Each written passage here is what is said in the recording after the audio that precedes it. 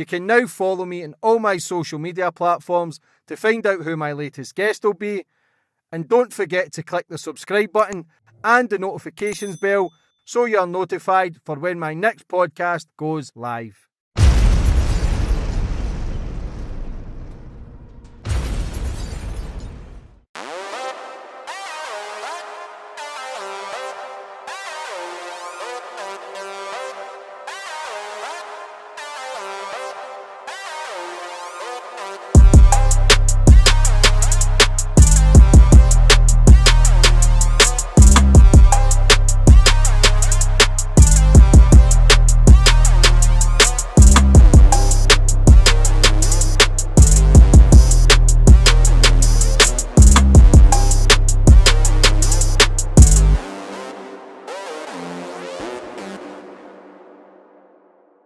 What's it seem you say you get rooms full of money? Like how much money was counted out at some stages? Hundreds of millions.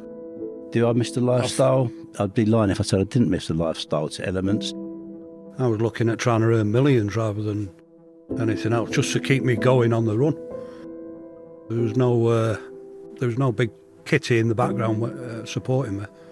I had enough to get the private plane and all the stuff that I needed and all that, but not enough to live the rest of my life. But the gear that I was actually caught with, believe it or not, came back as 91% pure cocaine. So there wasn't really a stigma in my corner as far as, I've been bringing poisons or toxins in. You're making them hundreds of millions of pounds every single year. You are their golden child. Do you know what I mean? They're going to wrap you in cotton wool, believe me. They don't want to lose you. I've seen a bloke called Dr. Death, strangled to death in front of myself.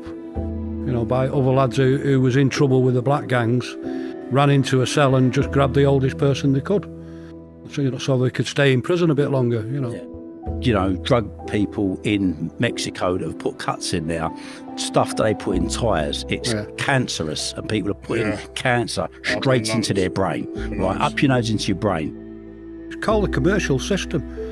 Forcing every day that you was born, you've been forced to say, we need to have that, we need to do this, we need to drink this, we need to eat that, we need to kill animals and we need to eat them, we need to do everything that the commercial massive industry tells us that's what we want to do. The truth of the matter is, if I'm honest, tomorrow morning if I probably want to go back to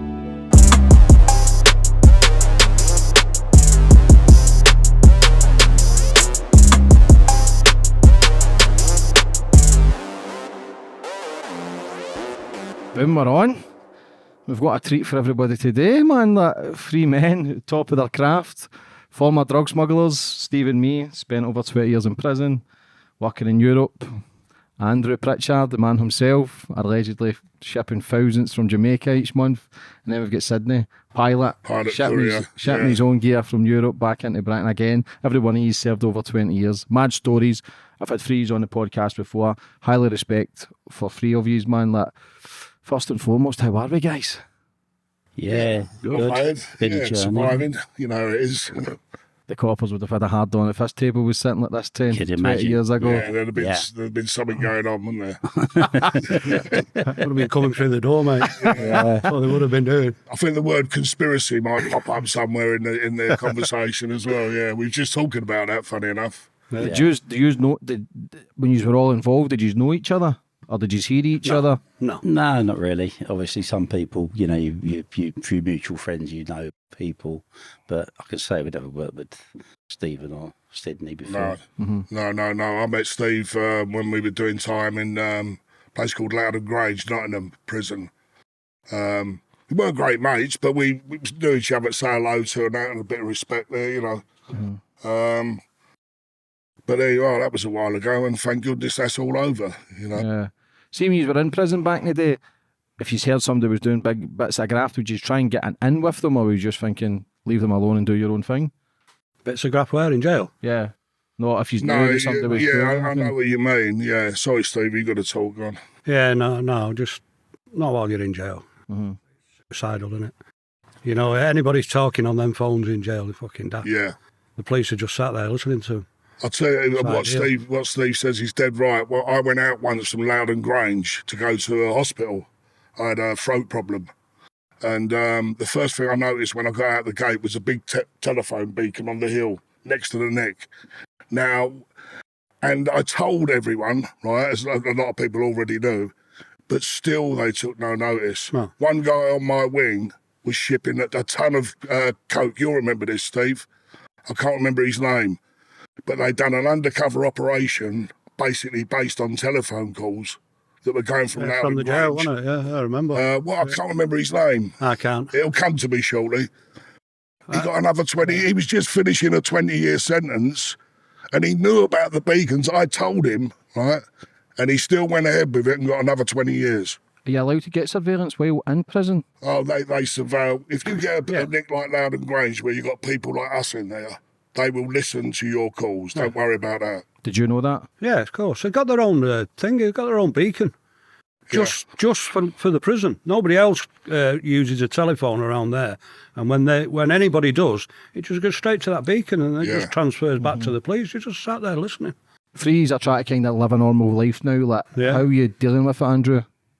Well, it's what people don't understand. It's the lifestyle you miss, and it's very easy, to misconcept that the lifestyle to actually the business. And the lifestyle at times you do think, wow, it's a big difference.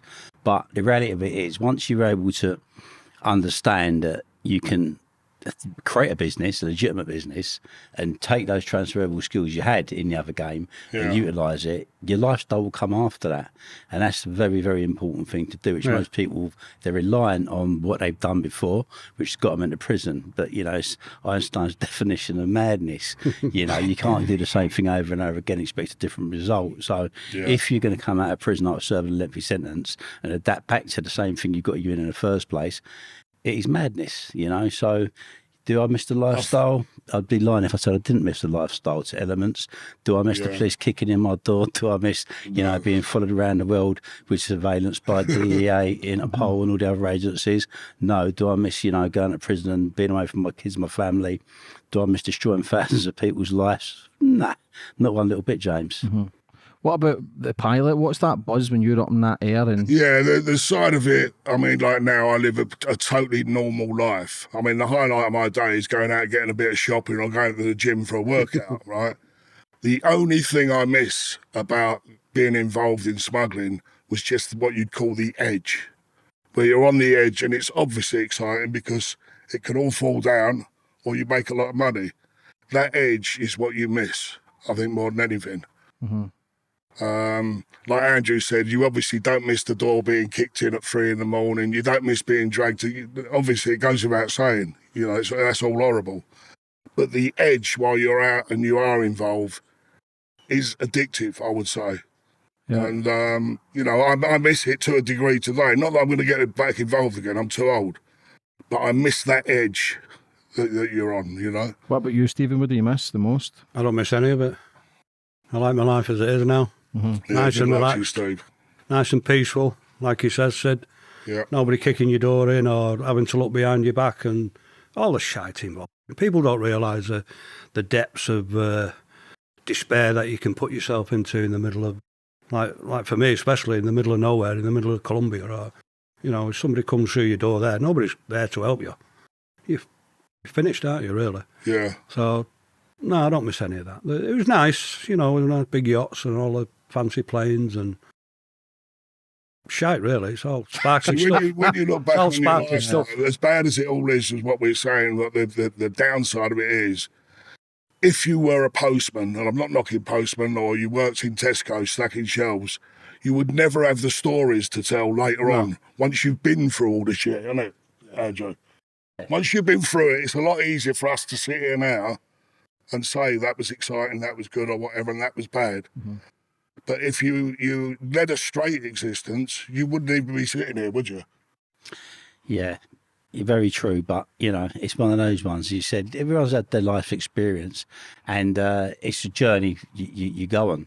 Yeah. As I said, what gets people involved in the first place? And you have to turn. We asked me this question, I remember, at the end of the first podcast we done together, and you said to me, do you regret it? And You regret some of it. You regret going to prison. But if I didn't go to prison and if you didn't get caught, you wouldn't actually, hopefully, change your life, you know, because you will continue going. And, you know, in that game, you know, and my uncle always told me something. He said, stopping ain't the same as being stopped. Yeah. And that's a big difference, you know. And young people get involved in this game because they see, you know, the glamour, and you know, it's a very attractive life on the face of it. But when you go beneath it, you'll realise it isn't such a great life, because you find yourself around a lot of people, more people you can shake a stick at, you know, and they're there not as friends, really. They, you know, you get the element of friendship, but it becomes business associates. And when you find yourself in a world that every single person you're based around is an associate, to that business, there's no friendship, it's associates. Okay, so you're going to grow your family, and everything you start to base your life on is based on that lifestyle. That's the addiction.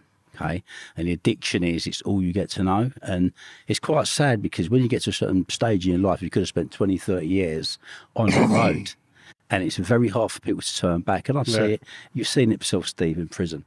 You know, there are people there, and I just know how hard it is for some of them, because, you know, you're going to come out of prison, you know, in your 50s, and there's, you know, nothing else. I was lucky, you know, because I had a full life as a concert promoter, and I've had some very successful businesses and quite an eventful life in many things, James. So by the skin of my chin, I was able to come and set up a charity, put respectable people as trustees on the board, because otherwise it would never been taken seriously. The police would never give me a chance in hell, wouldn't have contracts with Serco or Westminster Council. They wouldn't touch with a 10-foot barge pole.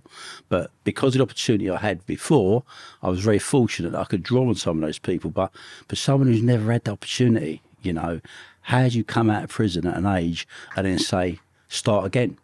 Very hard, you know. I think it's nearly impossible at the moment. It's hard, Steve, you know. Yeah. The people who are getting out now are going to really suffer.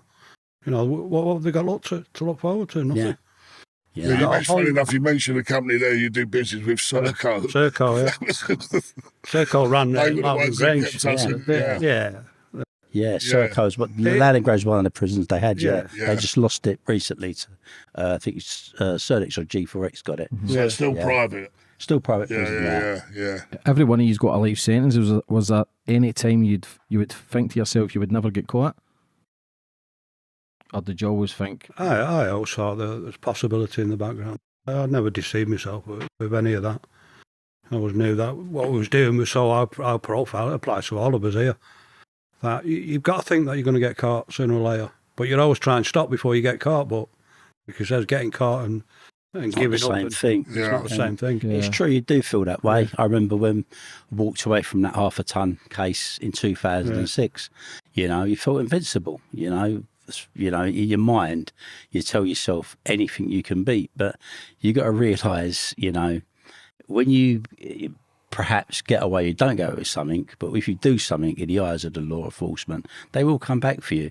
And if you're stupid enough to keep going back, you know, you're going to get caught. There's no two questions or ways about it. And when you do get caught, you know, you're not going to get a slap on the wrist. They're going to give it to you good, because, you know, it's something that you're paying. If you've walked before, you're paying for what you've done. That's the reality of it. So there's no such thing as, you know, getting a lucky break. And you're up against a very big organisation, aren't you? Let's be honest. No matter how clever you think you are or whatever, they've got forces, legions of people, the police. I remember telling you once the GCHQ down at Cheltenham, 20 billion they spent on the building and the machinery and equipment in there, and all listening in to stuff and that. 20 billion. Mm-hmm. You know, I mean, you are up against it severely. How much surveillance did you have on you, Sidney?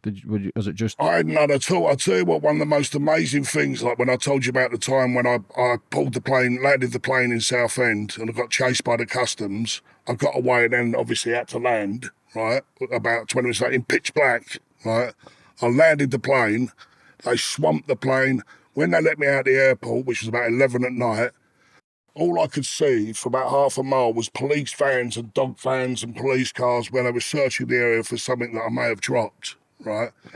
And yet when I got up in the morning at 6 o'clock in the morning, I jumped on my Yamaha, went out in the wilds to see if I was drawing any attention, and they weren't even on me. They just didn't have time to set up a surveillance. They got on me must have been about 3 months later, but it was so obvious. I mean, I'm driving around and I'd go out my way, deliberate places, and I'd see them, they were easy to check. But these days now, they don't even have to do that.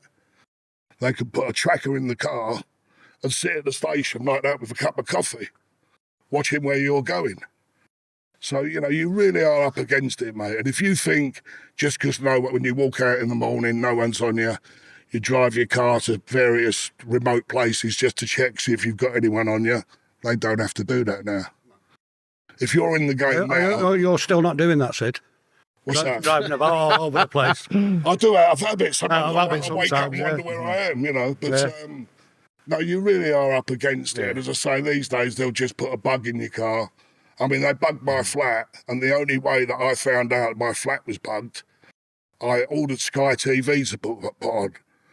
And I went back in the afternoon, and the engineer was there doing it. We said, "Hey, mate," he said, "I'm not being rude or personal, but are you some type of criminal or something?" I went, "Why?" He said, "I'm telling you now, your flat's been bugged." He went, "Look," and he drew the wires from the phone and went through it with my bedroom and everything. This was about 20 years ago. So that was what they were doing then. These days now, they don't need to attach to wires and that. Mm-hmm.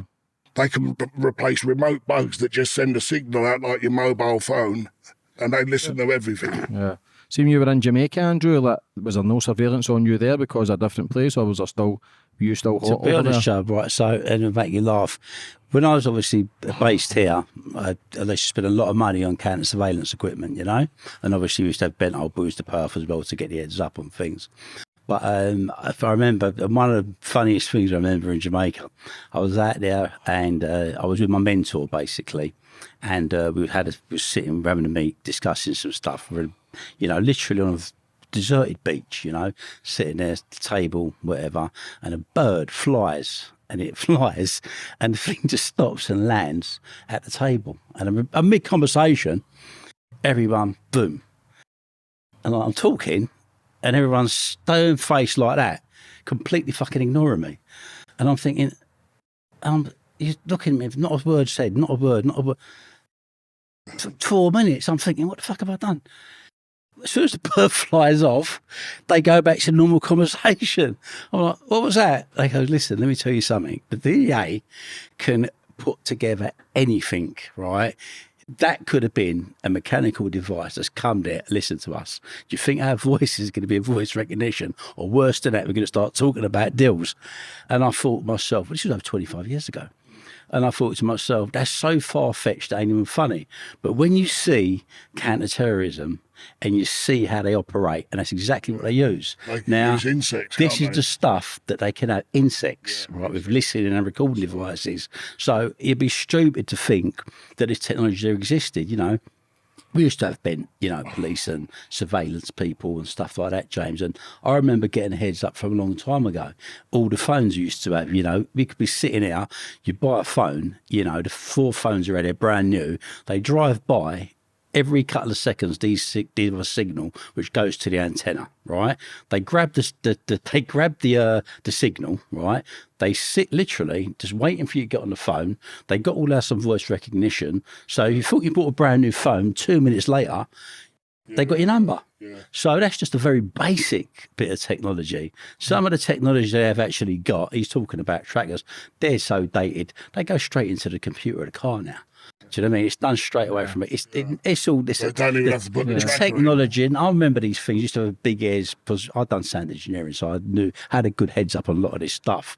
They got a thing called a big ears microphone, and it sends a signal, right? So you're sitting in a room talking, and what it does is your voice gives off sound waves. So the actual the glass vibrates. So you put a vibrator onto the glass, literally, right, and have that switched on when you're sitting and talking. Because what if they did have that piece of equipment, they couldn't make out what the fuck was being said. Mm-hmm. But so what they used, they used a laser on the glass that was that accurate, the laser, But as we're talking now, that sound glass is slightly vibrating. Reads sound waves. Yeah, read sound waves. That's why I said the vibrate important thing. So all these kind of Amazing. things, and the technology they got now, you know, you couldn't even dream back, because the stuff that they get is passed down from MI5 and MI6, so they get the stuff like 10 years after.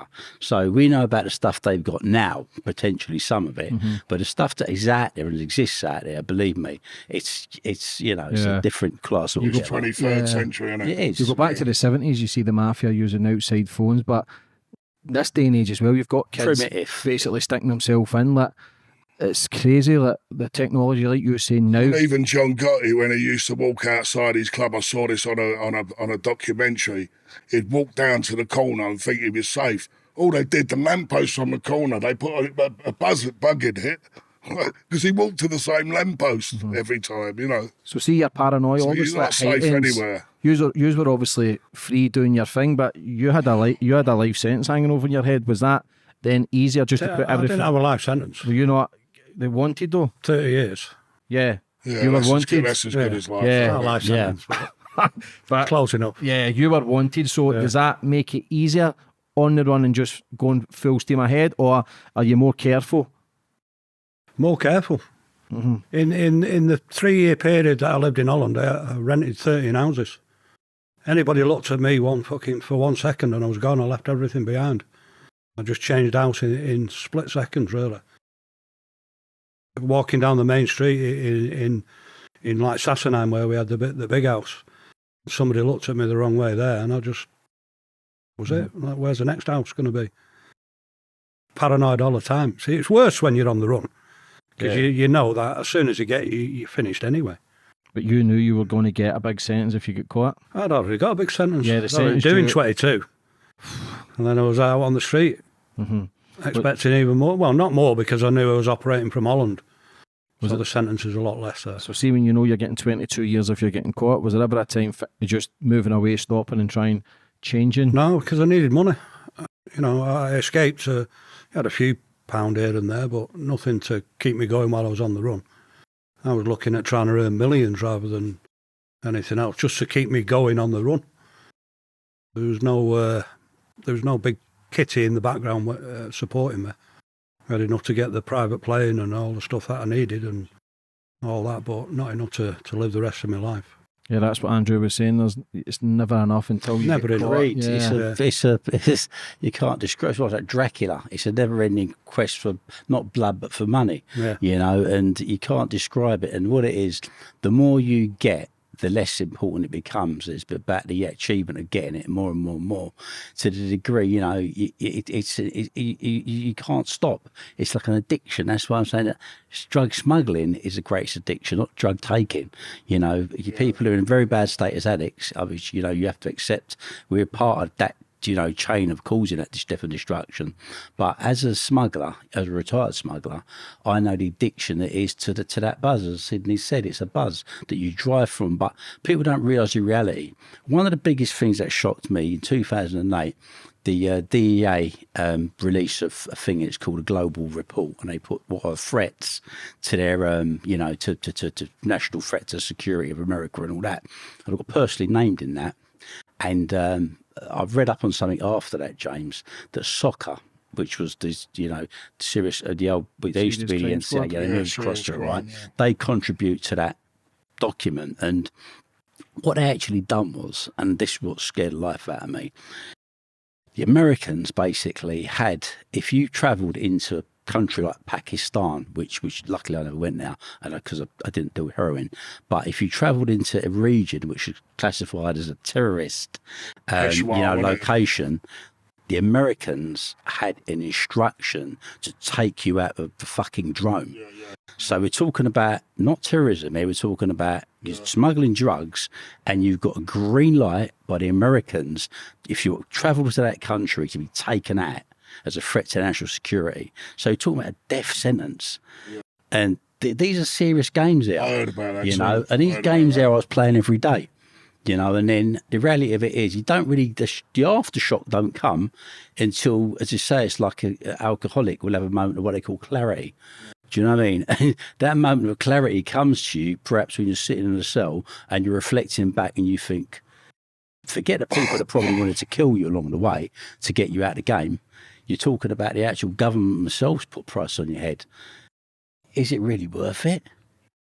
Yeah, but like you say, it's trying to stop unless you end up getting caught yourself. What was the biggest buzz for you, Andrew? Was it the meetings, organising the graft, or was it getting the graft through customs, or was it getting the money? Like, what was the one that you got you more excited? It's a combination of things. Logistics was always the thing. It was about beating the system because, you know, I've always been a business person and always looked for how you can, you know, do things, okay, the most effective way. So it wasn't a question of finding one route. Obviously, we worked with perishable goods, could have a click to clear. You know, I didn't work with small aircraft. I used with passenger couriers and stuff. And we done everything that was possible to put, you know, drugs in the top of a plane. You know, I mean, we put them behind panels in the doors where we had, you know, engineers go on there and take stuff off after the planes arrived. You even had bins we used to load where the rubbish used to go, and they take them off and do them in the nose of the plane. We put gear, you know, and then it couldn't get enough gear in there, so we worked down at the bottom of the plane and done it all in the cargo. And it was a question, every part of that plane you could possibly imagine, we had people who would get it off. I remember one day we had a plane, British Airways, coming to Jamaica, and because there was so much going on, they used to leave the cabin crew on there, so they'd have to stay on the plane until the other cabin crew arrives. And we thought, we've got to get this parcel home. And then said, the only way you're going to do it, we're going to have to pull a switch, basically, on the electrics on the plane, right? And then that way they've got to come off, engineers got to go on. And I thought, let's get it right. We're talking about 350 passengers, and we're going to fuck about with electrics on an aeroplane now, right? That goes down in the middle of the, do you know what I'm saying? Yeah. Oh, and I serious, thought, yeah. what kind of madness is that? And this was the kind of stuff that, you know, we were doing. And this is the kind of stuff I enjoyed doing. You know, we circumvented every kind of shipping container there was. You know, with every source and thing known to man, you know what I mean? I think we've probably smuggled through, you know, and that was the buzz. Do you know what I mean? It was getting the go fast boats with the 4 250 Yamaha engines on the back and taking the runs from Honduras down into the coast of St. Elizabeth. Do you know what I mean? It was the mad things of getting them back on a container here, do you know what I mean? And sending them across half a ton of coke on it. Do you know what I mean? Allegedly. Do you know what I mean? That was the buzz of getting it done. And, you know, the buzz, of course, of having the money was another big thing, and what you bought with the money, and being able to make, you know, invest in big things. But the reality of it is, it was hard laundering that type of cash flow as well, wasn't it? It must have been. People think it is, it isn't, because if you order that kind of money out in the Caribbean and places like that, people are happy to take huge amounts of money, and they're happy to put up 600 houses, or they're happy to, you know, invest in mining. They're happy to invest in things of that level. Back here, there's a certain amount of things you can have and actually show. Do you know what I mean? Otherwise, you're going to get nicked. There's no question of that about it. But how much money does one human being want? And it's all good having the money, but unless you're actually doing something constructive with it, James, that's a legacy. And you can have a legacy doing drugs, believe me. You can't have a legacy, right? It amounts to nothing. You can leave nothing really behind that says, I was here, I made a difference in this world. We're going to be the biggest drug smuggler who's responsible for getting 20,000 kids wanting to be like you, that will, half of them get killed, half of them get themselves in prison, all the death, destruction, misery that's caused. That's not my legacy. That wouldn't be my legacy. Do you know what I mean? You know? Why do you think that these conversations and drug smugglers are so popular? Like, people love these conversations. Like, it's not what we're glorifying, but it's flirting with danger. People, the public, love to flirt on the edge of like what people like us talk about, because it's out of their periphery. It's out of their norm. You know, they're going to work every day earning a straight wage or whatever. They're not going to want to listen to a story about a bloke who works in a bank or whatever. They want to listen to stories of people like us. How do you learn how to trust Stephen in that life? Is every relationship kind of broken down, or is it get what you can and then move on to the next? Like, is it, I'd imagine it become lonely. When you're working with different gangs from different countries, then it's just pure business. There's no relationship, really. It's not even associates. They're just traders. It's like working on a market and you're just trying to sell something to somebody and buy something off somebody else. You know, it's there's no trust there. Trust within your own circle, but even that becomes dangerous after a bit when the money starts getting up into the millions. Does it start? See, when you go to like Colombia and stuff, is that in that mind frame? Like, that takes a lot of bottle as well. Like for the average man, they would think it's all well and good that every man thinks they're tough and thinks they can sit at a table and talk to anybody, but then you say the wrong thing, you make the wrong move, you're dead. Like, are you just getting in there calm, or is it always at the back of your mind that you might never walk out that room again? No, I don't think I never thought that I was never going to walk out of certain rooms and certain conversations. You just know that if you go in there with the right information and you're standing in a good position, you're not fucking snide from somewhere. And wherever they look, they can check you up and find out who you are, where you come from and what you've done. Then, no, I never thought that I was going to die going into a meeting. Started on that one occasion when I went into that big meeting where nobody knew where all the drugs was or where they'd gone. But I didn't go in there thinking I'm not coming out of there. Halfway through it I did, once the questions started coming to me. But no, I don't know, it's strange. You just get on with it. Yeah. It becomes part of your life. It's like you now doing what you're doing. You don't think about it, do you? You just do it. I know. I think the mad thing as well, people have a misconception of that. You know, cartels and, you know, I thought you'd like using the word cartels and business associates, but your business associates abroad wrap you in cotton wool. Because you got to understand, you know, narcotics up there is, you know, there's no much value to it. Basically, it can't be sold, you know, locally. It's got to be sold abroad. And you're talking about Europe. Britain is a prime location, you know, Australia, high levels of obviously money. But you're talking about, for them people to have a contact that can actually clear goods, you know, lots of products. You're making them hundreds of millions of pounds every single year. You are their golden child. Do you know what I mean? They're going to wrap you in cotton wool, believe me. They don't want to lose you. The only problem you may have is someone else is about, okay, who they're going to get a better deal from, and that can come in the way of a different crew or a different organisation. Then you could be easily gone, believe me. That can happen so easily. But, you know, if you're doing business, as Stephen said, and you're playing straight, because you have to play straight, otherwise you will not be alive, believe me. You know, you will be wrapped in cotton wool. But where it will go wrong, as I said, eventually is when you start having losses. And, you know, people are very stupid, because when you start to lose stuff, you're not losing it because you're unlucky. You're losing it because the police are taking it, they're discovering it, and letting you continue, because they're waiting for everyone to get on the phones, which is what you do. So if something goes down, you've seen this, and they say the conspiracy is built up, and they take years. They'll let you move 100. They'll lose you. They'll keep going. And everyone's so stupid, you just think, oh, I'm lucky, I lost that again. They're catching it. They're listening to the phones. After effect, the ripple effect, who supplied it, who's doing it. And that's what happens, you know. There's no such thing as a coincidence, you know. And how much pull have the cartels got abroad? Like, would they send people to the UK and take lives, or is that a bit far-fetched like the films? No, like, fuck is it? You know, I know people, I know several occasions where, you know, cartels, certainly what I describe as organisations, have sent people over, you know, we've babysat them and they've done what they've had to do and gone back, you know. And as I said, that's a very common practice. Happens a lot, particularly with the Caribbean cartels, you know, the Jamaican and things like that, because, you know, there's guys that have racked up 150 murders. I mean, they're the biggest serial killers in the whole of, do you know what I mean? Known a man, do you know what I mean? If you ask him, well, how many people you kill? One particular guy said, well, I don't count bodies when you're spraying an Uzi down an alley. Do you know what I mean? So life means nothing. And as I said, you know, it's like anything can happen. But some things are misconstrued, some things are over-exaggerated, you know, and films do that. But you never, ever forget the danger that you're in every single day, you know. And I've seen it, you know, I've seen many times I would have been at places, could have been at places, and people have been rubbed out, two, three people rubbed out, one hit.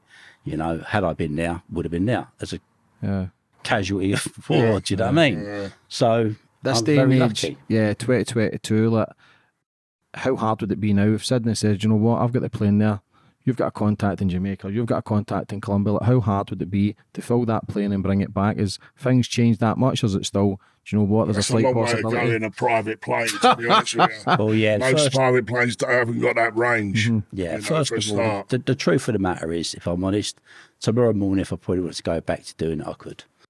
But I wouldn't. For biggest reason, my conscience wouldn't allow me to do it.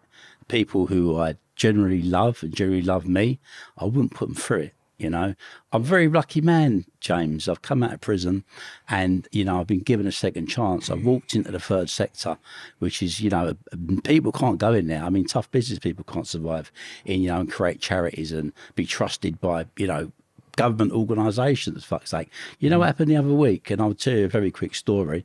I was invited to a knife crime convention at the Old Bailey, Courtroom 1. And I went there and I noticed the guy that was sitting at the judge, he was overlooking it. You know, it was like an out-of-hours thing. You had a surgeon on there, trauma surgeon, a poor woman whose son had been murdered. And the judge was looking at me and I thought, I recognise him, I don't know where from. When they've then gone at the end of it, they've gone, oh, we'd like to thank, I won't say his name, but we'd like to thank blah, blah. He was once sentenced for 15 years. And I couldn't believe it. So I done it again, where the kids was all up in the gallery, basically, you know, where the witness box, where the jury box was. I've walked through there, gone up to his bench, and I've given my card. And he's like, oh, thank you, thinking I'm someone from the thing. I've gone, you don't remember, do you? You go, no, you give me 15 years. He was in shock. But the reality of it was, I was in that space, whereas I could never have been there. I would have been spitting in his face, doing all that stuff. And the man's even invited me to go and speak at the judges' convention. Yeah. People like us ain't supposed to be around judges. Well, knowing that he did give you 15 He apologised for giving me 15 years. Did he really? Why?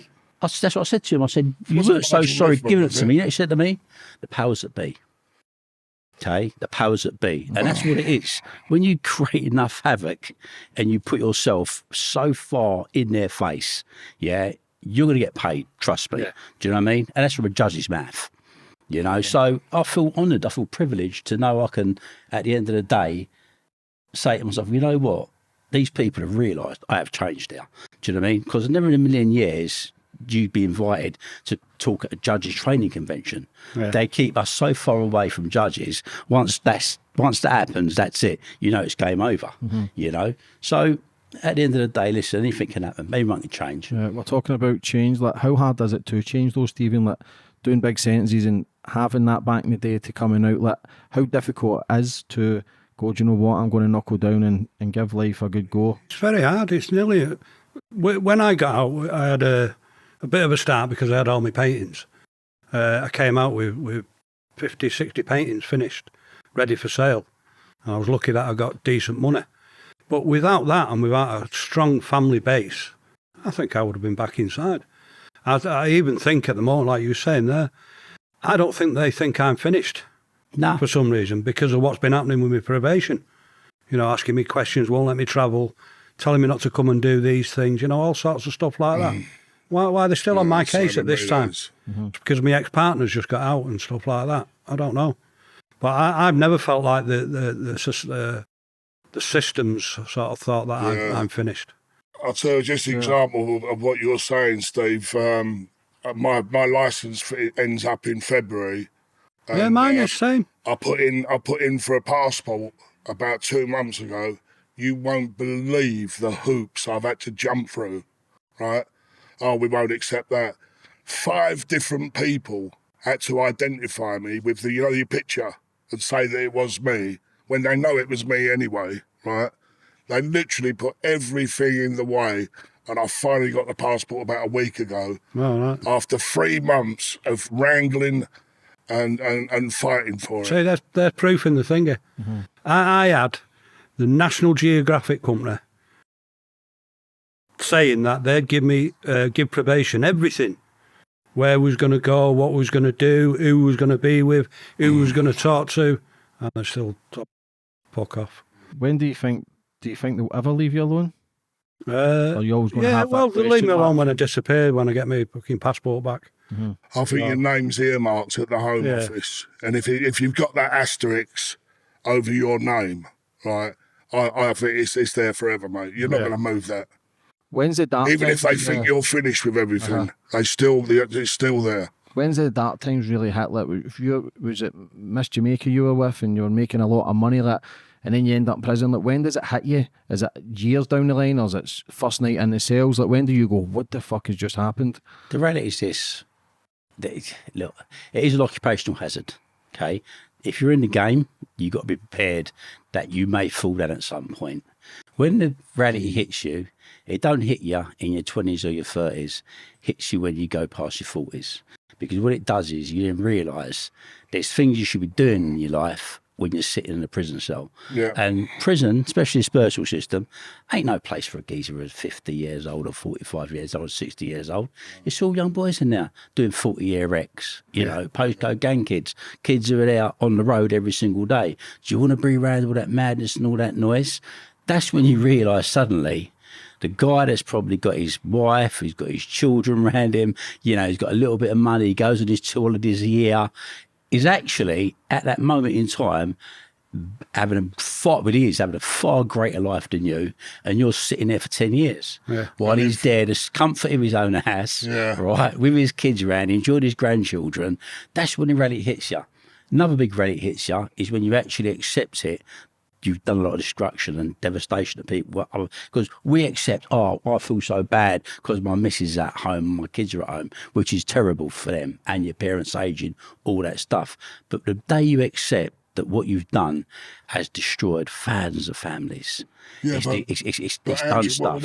I can say the same about Johnny Walker whiskey. I've got to be honest with you, I know exactly the point you're making, right? I just disagree, because life... There's toxins and things that upset life right the way through society. I just mentioned Johnny Walker whiskey. How many families has that ruined? Listen, right? Beer, alcohol. Yeah, cigarettes. People will not look at it like that, because obviously they'll think drugs are illegal. People can't have it. Yeah, but you've got to remember, you could go in Harrods and buy cocaine up until 1914. You could go into Harrods and buy heroin and cocaine over the counter. Right? First World War to send it out. It was that's right. They just send it to the troops. Right, 1914. It's where society puts these barriers up and says this is legal, that's legal. It's a very hazy old line, and one of the biggest, if you talk about wrecking lives, as Andrew said, and families, has to be alcohol. And yet there's people sitting in the House of Lords, Lord Tennant, Guinness family, all these people, you know, it's a very murky, like, it's not straightforward as you think. I think there's two sides to that, in fairness, Sidney, right? And the same thing, alcohol, it destroys lives. But I don't make Johnny Walker and I don't brew alcohol anyway, right? But the reality of it is this, you're right, you know, it's a murky film. The biggest problem is with any substance misuse is support, okay? And the government don't spend enough money on support or awareness, okay? So some drugs, admittedly, aren't as harmful as others. But attitude that government has is always punish, punish, punish. They don't look at the psychology behind it and say, well, maybe kids are going to take ecstasy tablets anyway at a festival, so why don't we test them? Let them take them now, test them, make sure they're clean, and then let them take them. But at least there's people there, if something does go wrong, they can protect them. Why can't you go into a high street shop and buy a gram of cocaine if you want to buy it, knowing full well what's in there, right? Okay, because believe me, if you ever go to a cocaine lab, which should have been a cocaine lab, Steve, you see the shit that goes in there, all the petrols, the ethers, cement, all kinds of shit. It's an horrendous experience. You'd never put it in your nose if you knew it was in there, not to mention the cuts. I've known, you know, drug people in Mexico that have put cuts in there, stuff that they put in tyres. It's cancerous, and people are putting cancer straight into their brain, right? Up your nose into your brain. So I know what goes into stuff, right? And the reality of it is, if you educated young people more on the journey, and the same for alcohol as well, because we I was part of warehouse parties, James. I was doing these things in the, you know, the late 80s, and that was a big buzz at the time, and it wasn't the government that stopped us, it was the breweries, because no one was drinking alcohol. They were all drinking Lucas and taking drugs.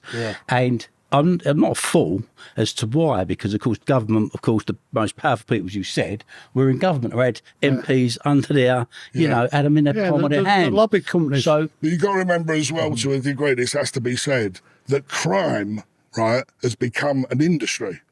There's certain areas in America, right, where the whole community works in the local prison, right? They've got 2.7 million prisoners in America. That's about 1% of the population, right? And they manufacture goods, they work, right? If you suddenly started legalising and decriminalising the Class A drugs and that, which would take a lot of crime off the streets, stop a lot of shoplifting, or loads right the way across the board, right? they would be up in arms. It's become an industry. Barristers, judges, magistrates at court, police. I mean, America has got the DEA, they've got the Sheriff's Department, they've got the state police, alcohol, arms and tobacco. They've got about 15 different lawsuits. And if you suddenly started eradicating, taking the crime away from the equation, they would start falling apart. And it's got too strong, it's got too much, and it's become an industry. Yeah, it's a big That's industry. what I believe. They've gone, the Americans, and similar to us over here, the Americans have come off slavery and gone into having They have. It's slavery slavery in by prisons. the back door, Steve. You know, there's still slavery. The amount of black people who's in prison It's in slavery America by the back door. is ridiculous compared to the absolutely amount of correct. people that in the population. Yeah. 18% of population is black in America. Yeah. 50-60% is in the prisons. Yeah, and it's it's getting like that absolutely- over here. Yeah. Anything the Americans do, we'll follow 10 years later. Yeah. You know, The and Yankee it's a Doodle massive spoon, industry in that's what's America. always been said. Does that play a bigger part in your conscience see- because you knew what was going in the gear and you then accepting it, goes, you know what, I fucked up that. Obviously, Sydney, you've not really... Well, but the gear that I was actually caught with, believe it or not, came back as 91% pure cocaine. So there wasn't really a stigma in my corner as far as, oh, I've been bringing poisons or toxins in. And I think over about 92% pure cocaine, it starts to break down back to oil again. Yeah. So it was about as pure as you could get it.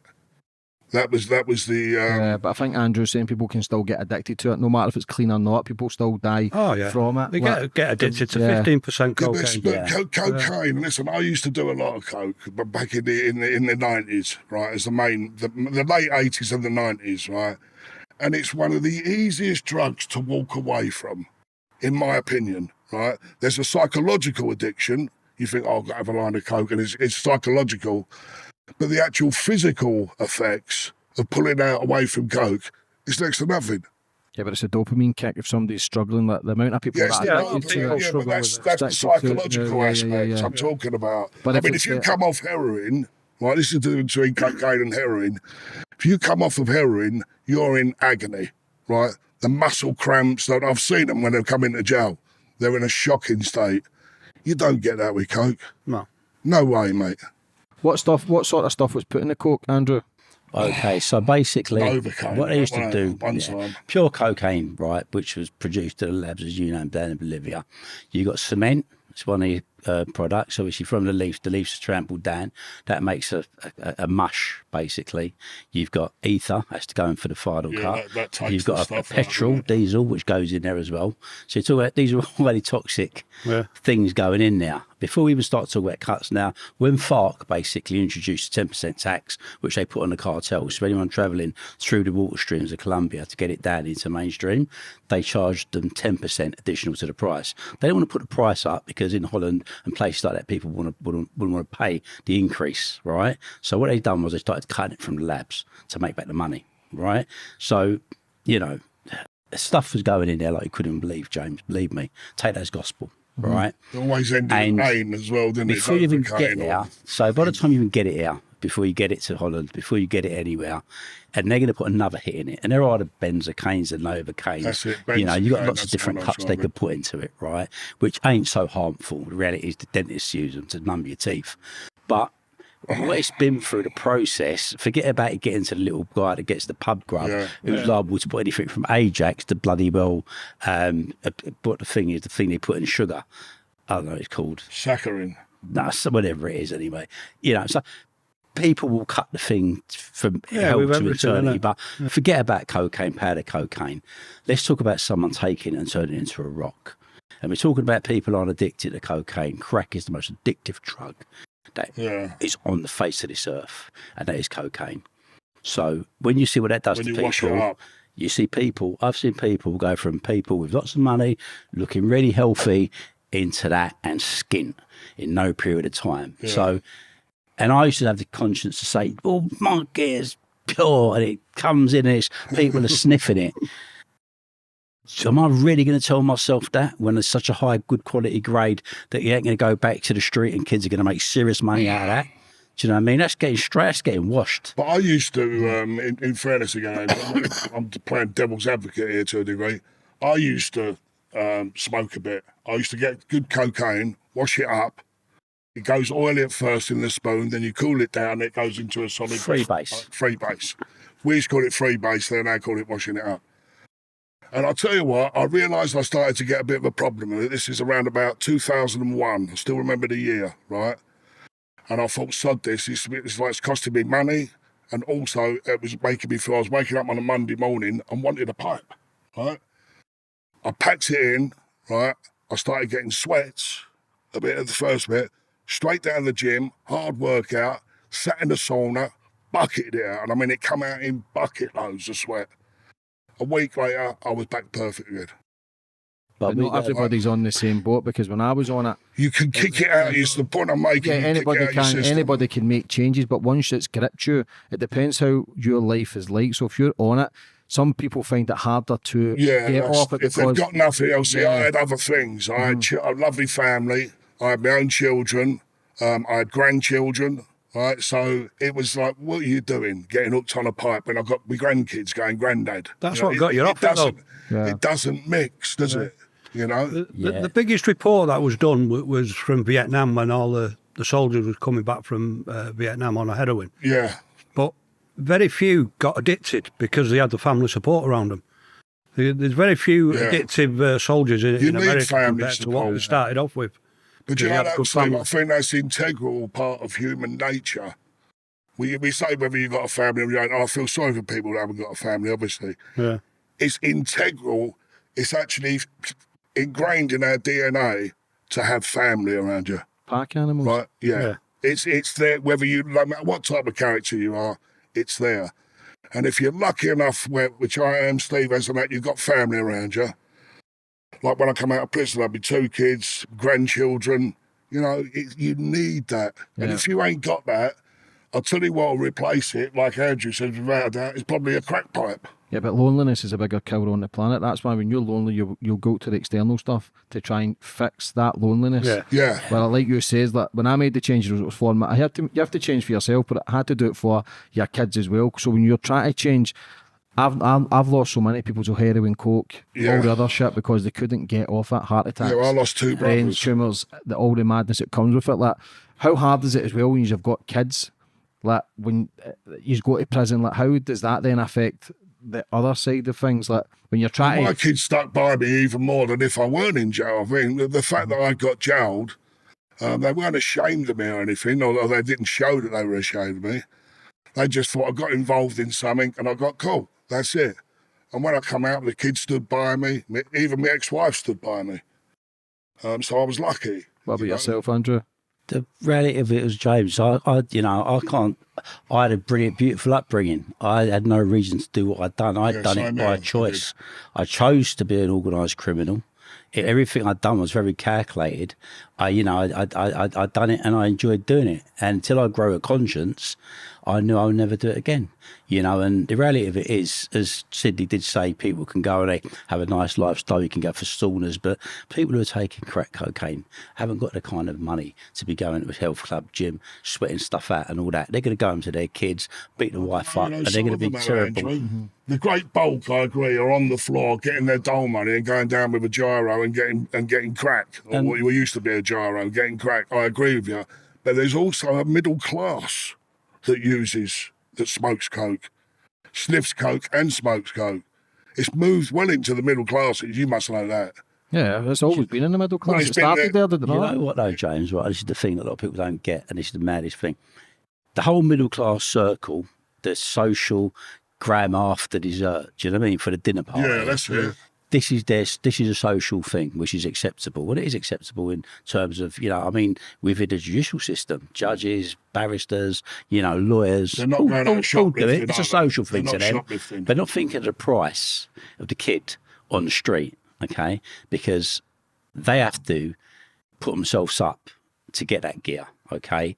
To give them gear, to supply them, right? So when people are sitting there talking about politics, they're talking about making rights to the world and all these other wonderful things, they do more damage, right? Out of self-satisfaction, that's what it is, let's face it, right? Without thinking of the consequences down the line. Now, the government, for example, says have more police. Well, the prison service and probation is a downstream service. So more police, more people arrested, more people go to prisons, build more prisons. Now, we're not being realistic about rehabilitation. You're locking people up. You're not rehabilitating them, right? So they're coming out with a bigger, higher crime rate. And the money that it's costing, is far more phenomenal than it will be if you've actually used common sense. 3 things stop people reoffending, okay? If you can give them skills, training, and give them a career or profession or something they're going to feel pride in doing, you can employ them and they can work in that field, gives them a new circle of people, they're out of that chain, and if you can house them, they can have a roof over their heads. So money in your pocket, something to do which you feel pride in doing or you feel skilled at doing it, and you can go home to bed at night, you'll see reoffending be reduced. I guarantee you by 90% in If you go round, Andrew, if you went round to the average prison, especially the big prisons, they're so overcrowded, right? And the amount of money, I think the total cost, the spend on the prisoners and rehabilitation, I believe it's about 3.8 billion, right? Now, in an economy that produces roughly 800 billion pound a year in taxes, or that's the total revenue that comes into the government, right? About 130 billion goes on the National Health Service, 3.5 billion for prisoners and rehabilitation, jailing them, rehabilitation. It's a joke, mate. There's no rehabilitation. They're spending 70 billion on defence, on missiles that we never use. Yet the rehabilitation of prisoners, which Andrew says, is a joke. How hard is it? Is there much help for you in prison, Stephen, if you genuinely want to make changes? No, there's hardly any. Yeah. Like Full Sutton, Loudon Grange, a couple of thousand, I think there's 5,000 in Full Sutton. 2,500 on each side, where you got the non-side and you got the normal side.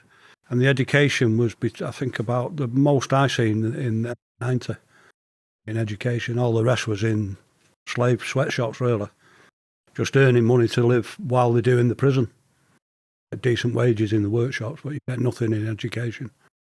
And 90 places out of 2,500.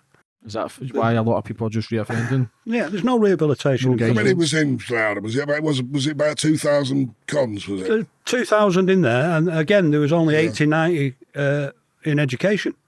All the rest was working. Yeah, I used to go to education. I think that's where I met you, actually. Yeah, it was, yeah. And even then, it was only very, very, very surface level education. Yeah. It wasn't like, for instance, what do you want to do? Well, I want to be a carpenter. All right, go to the wood workshop. And now there was no wood workshop. I want to be a bricklayer. Jobs that you could come out of jail and go and earn about 800 quid a week, for instance, right?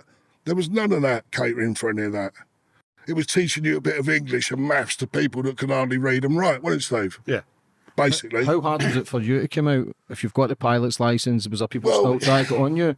It wasn't hard for me to come out because I was fortunate enough to have money put by that I made a settlement with the proceeds of crime people, right? And it was 80 grand, right? And I said to my barrister at court, this was after about 6 months after I got sentenced, if I pay this, is that the lot? And he got a written guarantee that they would not pursue me anymore if I gave them the 80,000. They'd frozen the account anyway, right? That the money was in. So I gave them the 80,000 and walked away from it, right? And when I come out, obviously, allegedly, I've got money put aside that I live off quite comfortably. Not extravagantly, but comfortably. How hard is that when you've done all the graft, putting your lives in danger? Listen, obviously you've said destroying other lives, but when the proceeds of a crime starts happening, you start losing property, you start losing money, what's harder, the time in the prison or losing the money? The reality is this, and I always say this to people, if you've got the money, pay it, okay? Unless you're an idiot, right? Unless you can't make money, okay? Then you hold on to your money, okay? And I've seen people do it, and I've seen people just haven't got it. They put a ridiculous figure on them as proceeds of crime. Yeah, they do. They haven't got that money, but they fattening up for the kill. That's what they're doing. Yeah. And they throw this big thing on them, and then they have to do 10 years or whatever amount of years in prison because they get a ridiculous proceeds of crime order on them. And they do it a lot. It's an extra punishment. It's an extra tablet. But to me, if you're capable of making money, right, and I don't mean smuggling drugs here, if you've got the ability to be a good businessman, that's all the art is, you need your freedom, okay? Because you're not going to do it in prison. All you're going to do is waste more time. I walked into prison, James, and listened to how I've looked at it. You need 10,000 hours of study to be an expert in a field, 10,000 hours. Usually people take 10 years to do it over a period of time. I walked into prison, and they walked into prison, I thought, you know what? Just being in here, every single thing, if I watch, listen and learn, okay, in 3.5 years of this, I'm an expert in that field. And you've got a multi-billion-pound industry, as you just said, which is the prison establishment, rehabilitation, okay?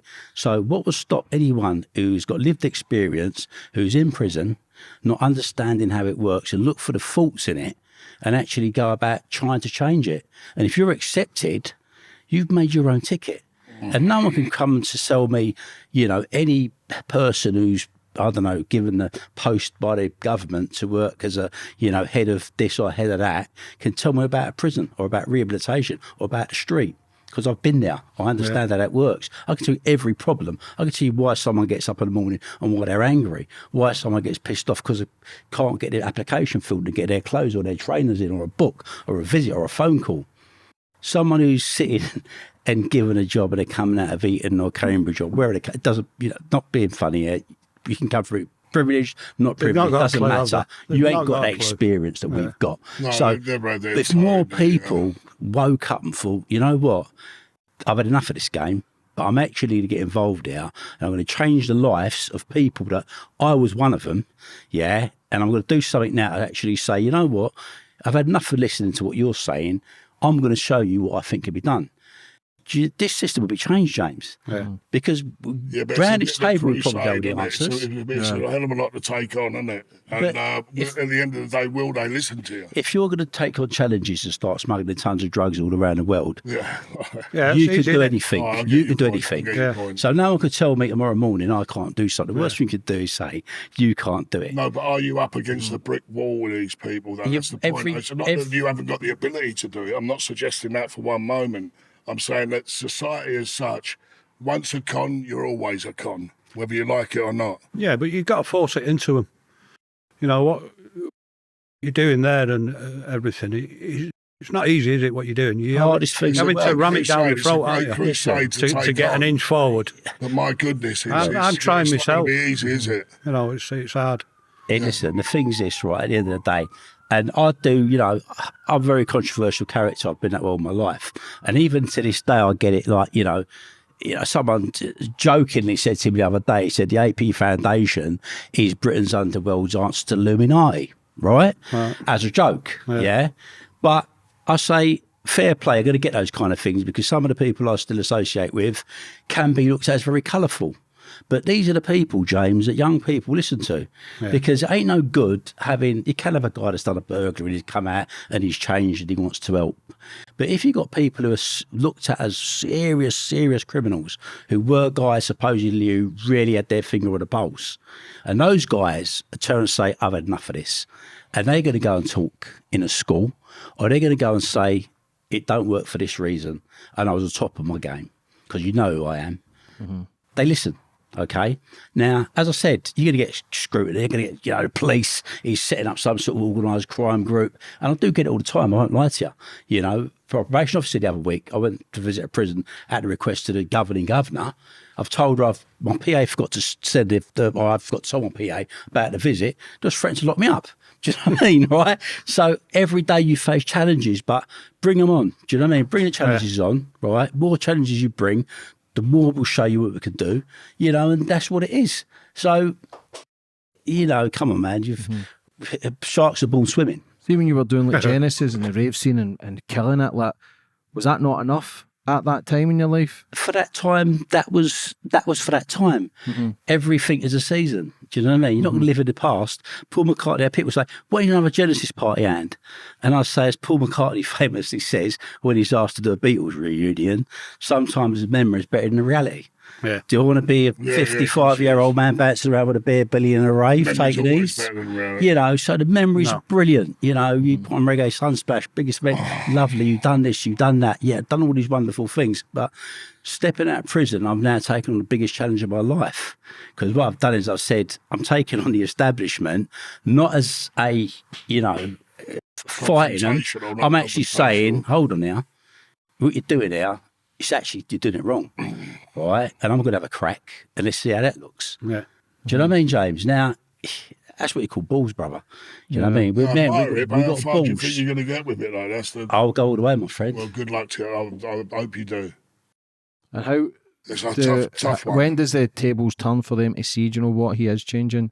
Will they ever say that, or...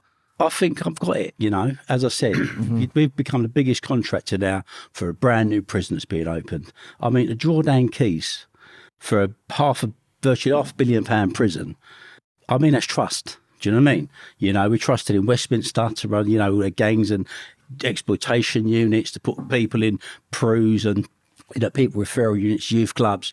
That's trust. Do you know what I mean? You know, to get called up by governing governors of prison saying, can you put together a youth incentive that basically, you know, you can put some programs together over short and long periods. I call back to Whitemore. I was an inmate in there. Do you know what I mean? Guys saw your podcast and called and said to my secretary, look, you know, I love what he's doing. Yeah. We want to bring him back to Whitemore to actually run a wing with young people who are coming in doing 40-year recs from, you know, from where is it, Aylesbury. And I'm like, he's watched me on a podcast. This guy was an OMU officer and I was an inmate there not so long ago. And you're saying you've been cleared by the security, by the number one governor, to go back to the prison. Yeah. So anything is possible. How are you treated when category A? Like how different are you treated in the A wing? Is that I was triple cat A for nearly 8 years. That's completely different. So we just cut off from everybody. The prison inside the prison in Whitemore. Desperate seg. Yeah, it was. I mean, I was in the block in the triple cat A as well. So to be in the block in triple cat A is pretty bad. How do you control that mindset to think that you might never get out? No, I never thought that because I always had a date. So I don't know how people with life sentences manage with that because some of them could possibly not get out even though they might have a date. You know, but I think all of us here was lucky that we had a date. Absolutely. That's the best thing that, you know, we always had something to work to. Did you see a lot of suicide in prison with people struggling? Yeah, I've seen a few people die and try and kill other people to try and get more prison, and you don't believe the madness that you see in prison. I've seen a Rasta walk into the kitchen and within 30 seconds run down the landing screaming. Oiled him. With a bald head. You know, it was a full-blown Rasta. Yeah. Big man. Yeah. Oil all over his kipper. Yeah. You know, it's some terrible thing. I've seen a bloke called Dr. Death strangled to death in front of myself. You know, by other lads who was in trouble with the black gangs, ran into a cell and just grabbed the oldest person they could. So, you know, so they could stay in prison a bit longer, you know. Yeah. You see a lot of bad things in prison, don't you? Yeah, I think in dispersals as well. Dispersals it's a different.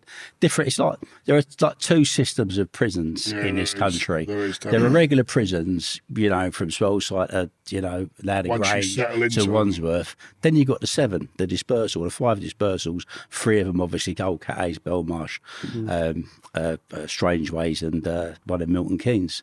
But your 5 main dispersals, James, is a different world altogether. You know, as I know, doing natural life sentences, not coming out. Do you know what I mean? People we know have, you know, rubbed out people in prison, they're on a life sentence, they ironed a couple of people out because someone's given them some money. You know, you have hitmen that exist in that environment. Yeah. You have everyone that exists there.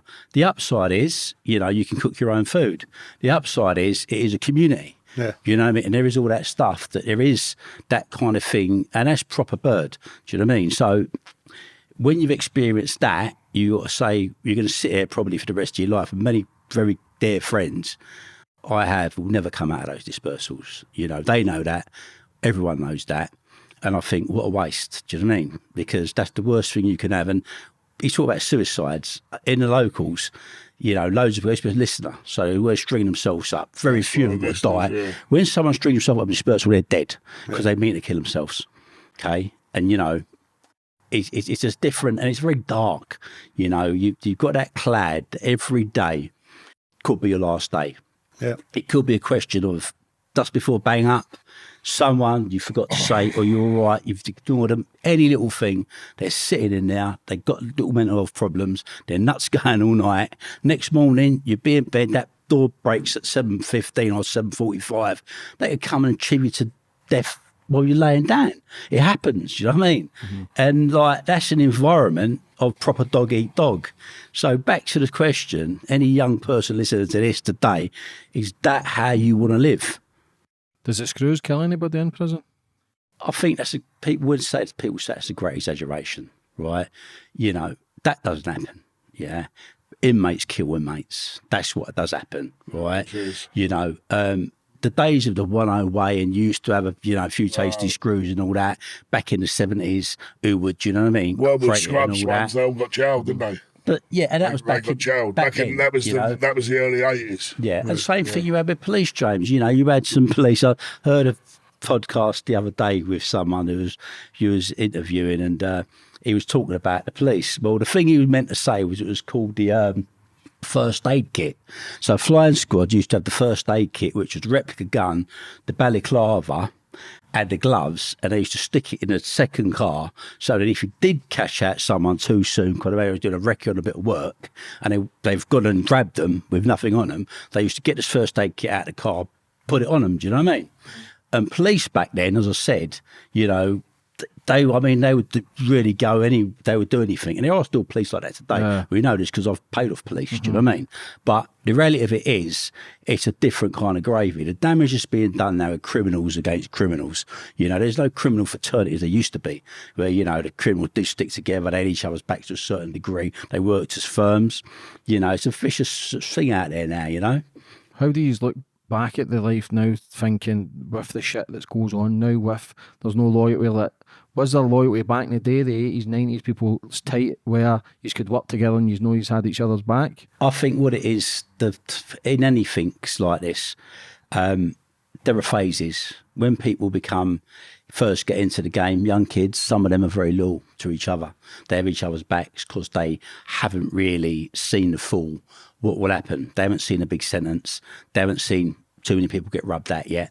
And then as that goes along, you know, you find you need to be your own man, okay, in that game. And by being that, you need to be self-dependent. So you can have a lot of people. You have 1,000 associates. But the minute you start to partner up with people, and the minute you start to create what is a firm, number one, you're very easily acceptable to the police because you've got weaknesses all around you. There's going to be a weak link there somewhere.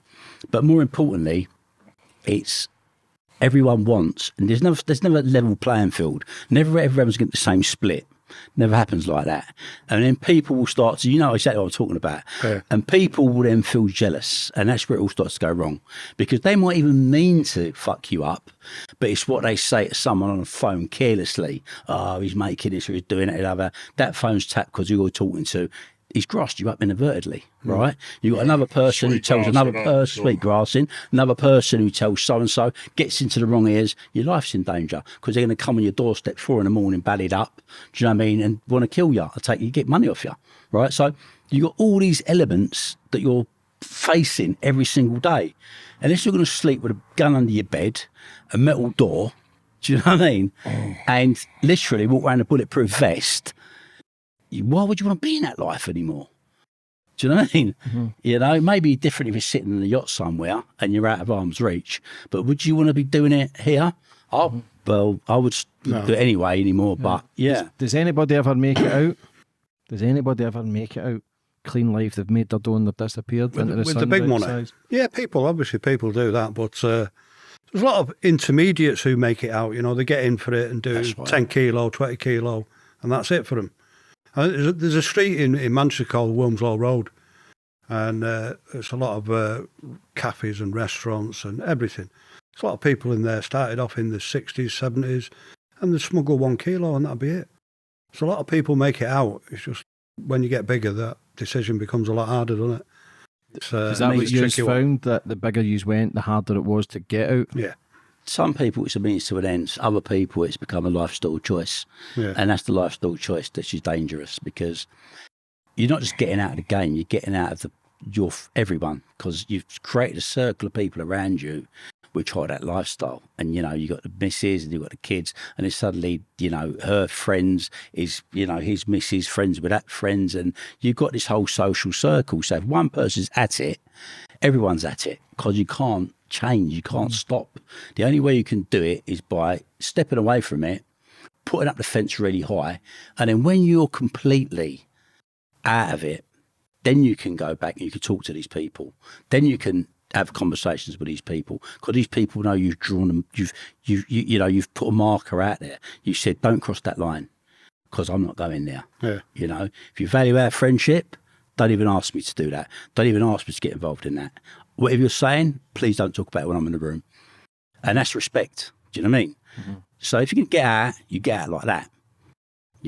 But it ain't easy. Why is it so cool though to back in the day? Like, if I'd seen growing up where I grew up, Glasgow, I'd seen the convertible and a nice girl in it, I'd think that's a cool fucking life. Like, why is it such a turn on, that life, that lifestyle? Like, you've ran the pubs, you've ran the doors, you've had the power, you've had the money, but why is it? But yet, the destruction that causes not just your own life, but everyone you love. It's what you do when you. I mean, in my case, when I was a youngster and obviously didn't have much at all, you walked around your own town and looked around and you saw people that had it, And I remember getting my first flash car by the time I'd made the money in straight as well. I'd made the money straight. I had a drop-head Mercedes Sports. And just to drive around in that car at that age, I felt great. And that was what, you want that type of thing. Then you see someone else who's, like I saw my mate taking flying lessons. Then I wanted to do that. You see people around you and you draw your markers from them of what you want to be. Never think about taking flying lessons yourselves? Nah. I'd rather sit in the first class. I've flown a plane. No, I mean... many planes, yeah. I'd rather I learned in Holland, mate. Did you? Yeah. What, flying? Flying, yeah. Oh, right, fair enough. Yeah, I'd rather Did you ever take your test or not? Well, somebody else did for me, yeah. Oh, you somebody else's name, yeah. Yeah. Mm-hmm. We had a Cessna. What, at Hilversum? We had a big Cessna 480, 12. Was it up at Hilversum? Just north of Hilversum, yeah, that's it. I used to we owned that airport, really. I'll tell you what. We owned the bloke who owned it. Yeah, Hilversum. I know it well, mate. I know it very well. Great little airport, that. Great little airport. So see, when you were up, did you feel more free when you were up there and kind of... In the planes? Yeah. Yeah, it's fantastic in a plane. You can. It's hard to beat flying. It really is. It's nothing like flying on a passenger jet. No. Right? That's obviously, you're flying. We know you're flying, but you're detached. When you're up in a small plane and you're flying it, you're hands-on, aren't you? Yeah. You feel the air. You actually feel... Everything, every little move, innit? Every little move. Like I could, in the end, I could adjust my left foot without realising it on a rudder and an opposite turn to correct. When you start working, you turn into an autopilot, don't you? Yeah. And you just by feel, feeling the plane, How do you sleep now with all the shit that you've done, you've been through? Like, how's the sleeping patterns? Like, do you sleep okay, or do you go back a lot of times in the past? I never missed a night's sleep in prison either. I've got one of them metabolisms that just falls asleep. Just adapt to it. Yeah. So you're it's not about adapting or anything. It's just the way my system works. 10, 11 o'clock at night, I'm ready for bed. Never been a clubber. I hated being out at 12 o'clock at night to finish my... Even now, it's getting a bit late now. Years ago, thinking how I'm going to get home. 2 or 3 days. Thinking of Sydney's going to drop us off in a plane or something. Yeah. What about, how's the sleeping patterns and now, Andrew? Like, that lifestyle? To be honest, I've done it all. I've lived that life. Now I've a beautiful woman that I love very much. That that's called home. Do you know what I mean? I can rest at night. All I've got to worry about is work. Yeah. I get up at 5 o'clock in the morning. Computer goes on at that time, preparing emails, taking meetings from 9 o'clock in the morning. It's a different world for me now, But as I said to you, it's a different world, and I'm happy with that world. I can live with that. I can turn around and say to myself, you know what, the past is the past, and I do talk about it because I have to. Because unless I can do that and say I've lived this life, okay. So in order for me to say I've lived this life, I can't talk to a young person and say, well, actually, I don't know what it's like to have all this money, or I've done all this stuff. I say, I've done it all. Yeah. And I'm telling you now, I'm here for a reason. Yeah. It amounts to nothing. It amounts to death or prison cell. One of the two. That's a real simple option. Do you know what I mean? And definitely not getting shot. It means excess. You know, you're excessively living with drink, with booze, with women. You're doing that kind of stuff. Either way, it's destruction. Do you know what I mean? So coming back down to it, you get your basic necessities.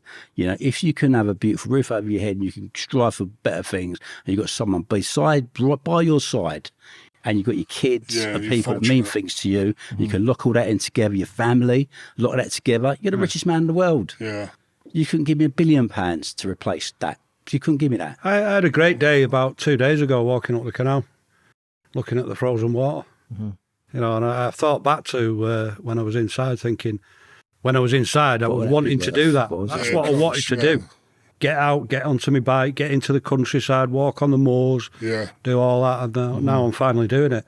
So see that life then, if you're chasing the money, you've got the power, you can basically buy anything you want, to then just having basically nothing and walking along the canal, but that's made you happier. Then what is life about then? What does it all come down to? Why do we think that we need the external stuff to be happy?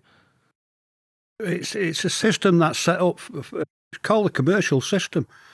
Forcing every day that you was born, you've been forced to say, we need to have that, we need to do this, we need to drink this, we need to eat that, we need to kill animals and we need to eat them, we need to do everything that the commercial massive industry tells us that's what we want to do. And it's not going to change. It might change. It's sort of changing a little bit, isn't it? Because of the internet. Materialism. Materialism. Materialism is the carrot in front of the donkey's nose, isn't it? All the time. You get to the age 12, 13, 14, 15, you're ready to leave school and I want this. Then I want to get my house. Then I'd like to have a nice car. And so when really we touched very briefly about happiness walking on the canal. Happiness is a frame of mind, not necessarily geared to material attainment. It's not necessarily geared that way. But society would have you believe that believe that, it's just a big and that's sparkly box of shite, really. Yeah, and once the glitter wears off, you know, I mean, it's all right as a young man. I'm never going to knock it for a young bloke. I mean, by the time I was about 28, 29, I told you, I had a nightclub, I had a lovely apartment abroad, paid for, no mortgage, right? I had a Porsche 911, I had an aeroplane, all paid for, no finance at all. And you know what? I still ended up sniffing coke and ended up in kitchens till 6 o'clock and 7 o'clock in the morning with a crowd of people, no opers, you know what I mean? I'd still end up there, and I had all that. Why do you think that is? Because once I actually got all the things I'm talking about, like the 911, all the things I had at that age, about 28, 29, I was still just me. You know, all that world was just glitter on a Christmas tree, you know? And at January the 1st, January the 2nd, whatever, the Christmas tree has to come down. In other words, you face reality. And you realise that they are just trinkets, you know? That's why I always use Tyson Fury. They're not the be-all and end-all of happiness. I mean, Tyson Fury is a great example. He earns $100 million a fight. And yet he went down. He went down with depression. Biggest depression of his life. Won all the belts, had all the money. Blew up to 28 stone, right? Because he's lost that frame of mind. Your happiness is crucial. I'm sure Andrew will agree, is your frame of mind. If the mind ain't right, it doesn't matter what you've got on the table, right? Well, the prime example of it is Epstein, isn't it? Multi-billionaire. Epstein, the paedophile. Him, you know, he's got Epstein. everything. Could have every woman he wanted. And the depravity of all that still forced him into children. You know. Andrew Carnegie as well, one of the richest men in America. He helped Napoleon Hill. They wrote Andrew the book. Carnegie, He wrote the book Think and Grow Rich, but he ended up dying alone in Livingston. Billionaire. Did he really? Died alone in Livingston. Like, you talk about a feeling, you talk about the glitter and the glam, it's irrelevant, but we chase it. See if you had the mindset that you've got now in your 20s, do you think your life would be so different? Yeah, I'd still be a millionaire, but I'd be happy. You know, even when I had the bags full, this room full of money, I was never happy because it wasn't always mine. It was never always mine. But you walk out of that room and you're walking down the street on your own because you've got, really, when you're at our level, you've got one or two people maybe in the world that you can actually talk to and express your feelings about how you're doing and why you're doing it and where you're going. Yeah, But you probably you're always more lonely. money than me. I don't care what anybody says. You're always lonely. Jealousy. Did you feel that, Jealousy. Andrew, as It's, well? Lonely? Jealousy. The jealousy. Jealousy People as well, want to happily help you spend it, but the jealousy, because it's not theirs. People are jealous of you, and you're gonna. You don't want to be you don't want to be living like that. Whereas any given time, someone's prepared to stab you in the back. Yeah. Do you know what I mean? And that's what it is. It literally is that. But I think it's soul searching, James. You know what happens is. You do things. You said to me, you would keep doing it. Yeah, you keep doing it because it's constant greed. It's a yearning until you've discovered something which is part of you that fills you up. And that's going to be money. That's just going to be something that makes you feel satisfied. Okay. Yeah. Once you've got that, it there's limits to everything. And and I'm happy with that. I'm happy with that. Otherwise, you're like this beast going around relentlessly, wanting more and more and more and more. Totally insatiable. And that's what it is. It's, you can't describe how it is, but the reality of it is, it happens. And people say to me, would you change it all? As we said earlier, I couldn't change it all. And what I'm doing now is something I couldn't be doing had I not done all this, because I'm laying down legacy projects now. Now, that's a big word for me because that would have never been my talk 15 years ago. Legacy project means I'm not even doing it for me. I'm doing it for who comes after me now. Yeah.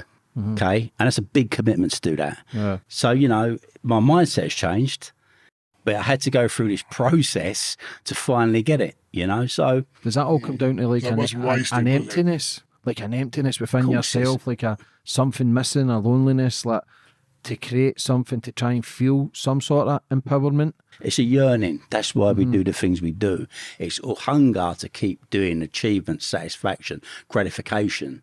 It's wanting to succeed, wanting to be noticed, wanting to be known, wanting to make money, wanting to buy all the garments and all the artifacts that go with it. Do you know what I mean?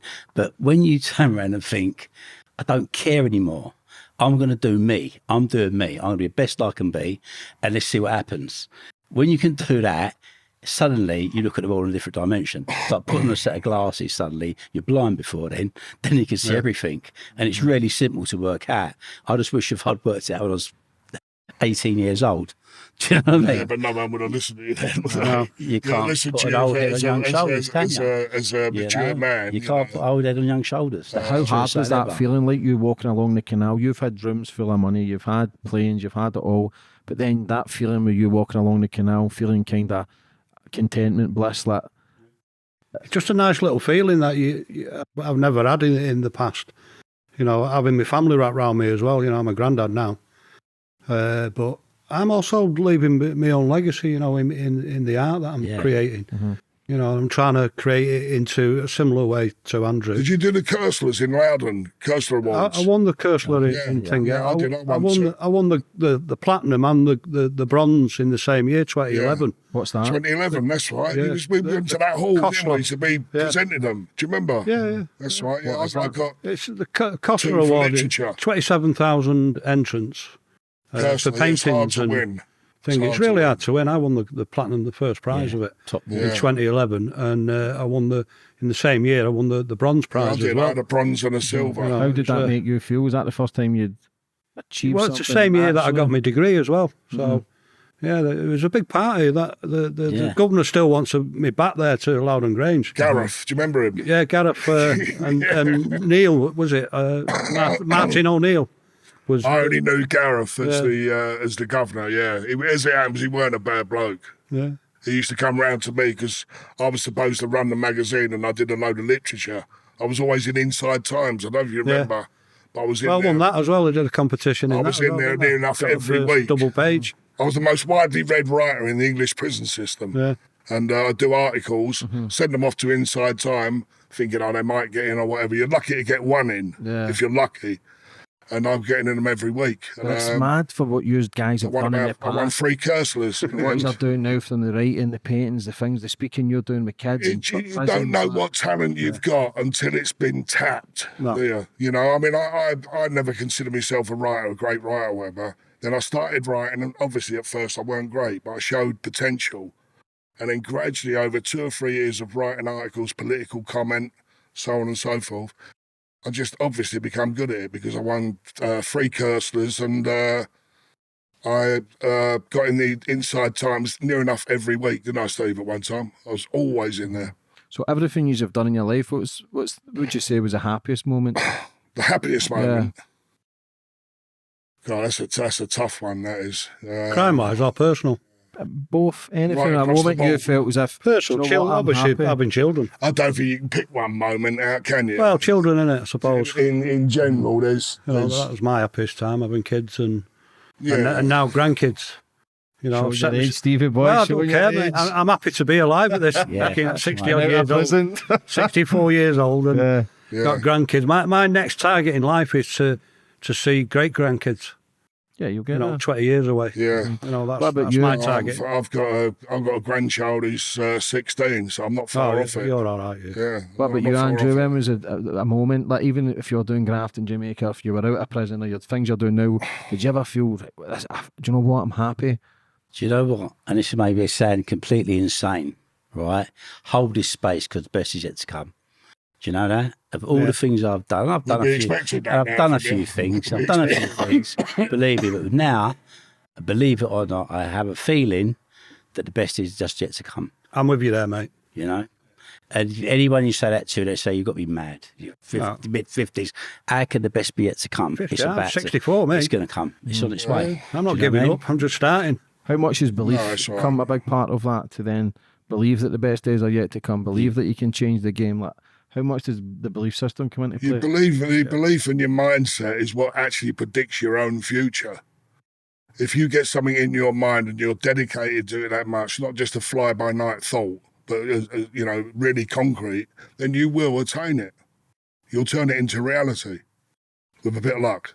Do you think you could put your mind to anything and make it as big as what you've done, even if it was not legal? Or I think I'd struggle with brain surgery, but apart from that, I'd have a go at anything, yeah. yeah. I think that's part of the way we are, innit? That we'll try. What do you think that Anything. ingredient is with this kind of calibre? I guess that it's kind of deluded, psychotic genius, kind of Could be, yeah. You know, A little bit. One. You know what it is, right? Yeah. You got to. It's not even hard to work out. You just got to figure out what could I do, Yeah. not what I can't do. Understand stuff that you can't do. Understand I can't fly a plane. Got no intention of flying a plane. No I would never do a desire. parachute jump. Reason being, you're dead when you leave that plane. You save your own life. I don't need to do it. Never done a bungee jump. So I'll take risks which are necessary, but I would put loads of stuff in a container, or used to, and take a risk of going to prison for 30 years. So we take calculated risks, right? But you have to know limitations and you have to know what your potential is. So if you believe in something, you've got to think it out and say, oh, I want to become a rocket scientist. You've got to figure out, can I become it? And what route will I take to make it happen? Yeah, it has to and it's be the same constructive psychology with thought, smuggling. doesn't You know, It has to can I be get that there? constructive. How do I do it? What's the route? So as long as you plan it out and think, what assets have I got? I'm good at this, I'm good at that, I'm good at that. You could pretty much map out what you're going to do. anything, yeah. It's your future. We're like a sat nav. We're tuned in to get where we want to get to. What happens when we don't get there is, like an idiot, we stop someone and ask someone directions and they take us in a different direction. But if we tune that internal sat nav on to say, right, I'm going to do this, I'm going to become this in this period of time, you'll get there. With all obstacles in your way, you'll still get there. But it's the lack of self-belief, questioning your own self, Education. listening to idiots, education, Lack of education. takes you off course. Yeah. There's a lot of self-sabotage come in, like you say. I know people who's been into prison, done 18 years, 20 years, done something stupid, so they end up staying in prison. Like, if your lives are going good, same as you, 28, 29, had everything, ended up on the pipe, like, the self-sabotage come in a lot of play with yourself if your lives are going good? I think it can do, actually. I think it's I think more, you can sabotage Is it? yourself. I think it's chimp paradox. You think so? The monkey Yeah, mind? monkey mind. In your mind, you got that mad thought. You know, if you're sitting somewhere, Yeah. you have the maddest thought. Your mind goes across the room, it goes back in your head. Your feet and your arms don't leave the room and run around and come back to you, but your mind does every day. So when you have that thought and you don't address that thought properly or put that thought to bed as a mad thought, it comes back, and that's where you find yourself locked up. Because you've went and done something which was a mad thought and you've not addressed it, so that's nonsense. Yeah. That's never going to work. Instead, you go and do it. you know. And when you, it's true, you laugh because you know it's true. How many times it happened, Steve? All the time. Dozens of times, right? Loads of Sometimes times. you've been lucky, got away with it. Yeah. Sometimes you haven't been so lucky. But if you address it as a mad fault, then you're all right. Because you take the logical faults and actually map out what the hell you're going to do in your life, you know? What do you need to do to stay on that path of making the right decisions? Like, how hard is it to be staying on the path without the temptation, without, do you know what, I'm struggling in now? Like, how is that even harder because of the money he's made in the past? Just grow a conscience, get a conscience. Once you've got a conscience, there it is your moral compass. Do you know what I mean? Because if you say to yourself, I wouldn't do this for these reasons, I'm a man of my word, I'm not going to do that, you're all right. Is that questioning your decisions then more? You have to question your integrity and why you're doing what you're doing. But I think the age, again, integrity is absolutely correct. But I think it comes down to, again, his age comes into it. Like, if we all got jailed, the three of us, when we were 25, served the 10 and got out at 35, you're still young and it's all ahead of you. You get to a certain age where, you know, you go, oh, come on, you know. Is this enough now, or whatever, you know? And like you said earlier, crime, especially the habitat in prison, it's a young man's game now.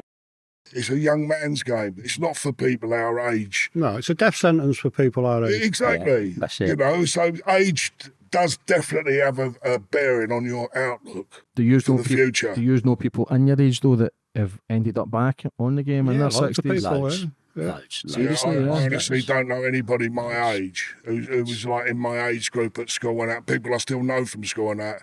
None of them are involved in that type of thing anymore. But there's people been in their 60s, And they've 70s. all that been went smugglers. back. And I like people in their 60s and in their early 70s. still do it. Gone Yeah. and got themselves 15, 20 years. It's a mug's gut. That's I was it's always I chasing had, a pan, though. fucking mug. George innit? Reeves on. He was Escobar's pilot. Yeah. Escobar owed him $3.5 million when he died, and the guy says, "Look, there's a ton for you."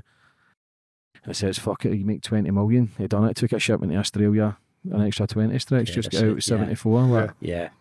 is that? Do you look at that and find I don't want to be that, or do you take inspiration kind of from that? How easy it is to get sucked in, no matter if you think you're out or not. If you're a weak person, you're going to, you know, every single time you fall in a hole, every day you're walking around this hole, and it's every fucker just dying to push you in. Yeah. Right? Just, that's what you've got to understand. So you've got to keep your wits about you, because if you make one false move or you slip an inch, you're in, you know. And that's just, as I said, down to you.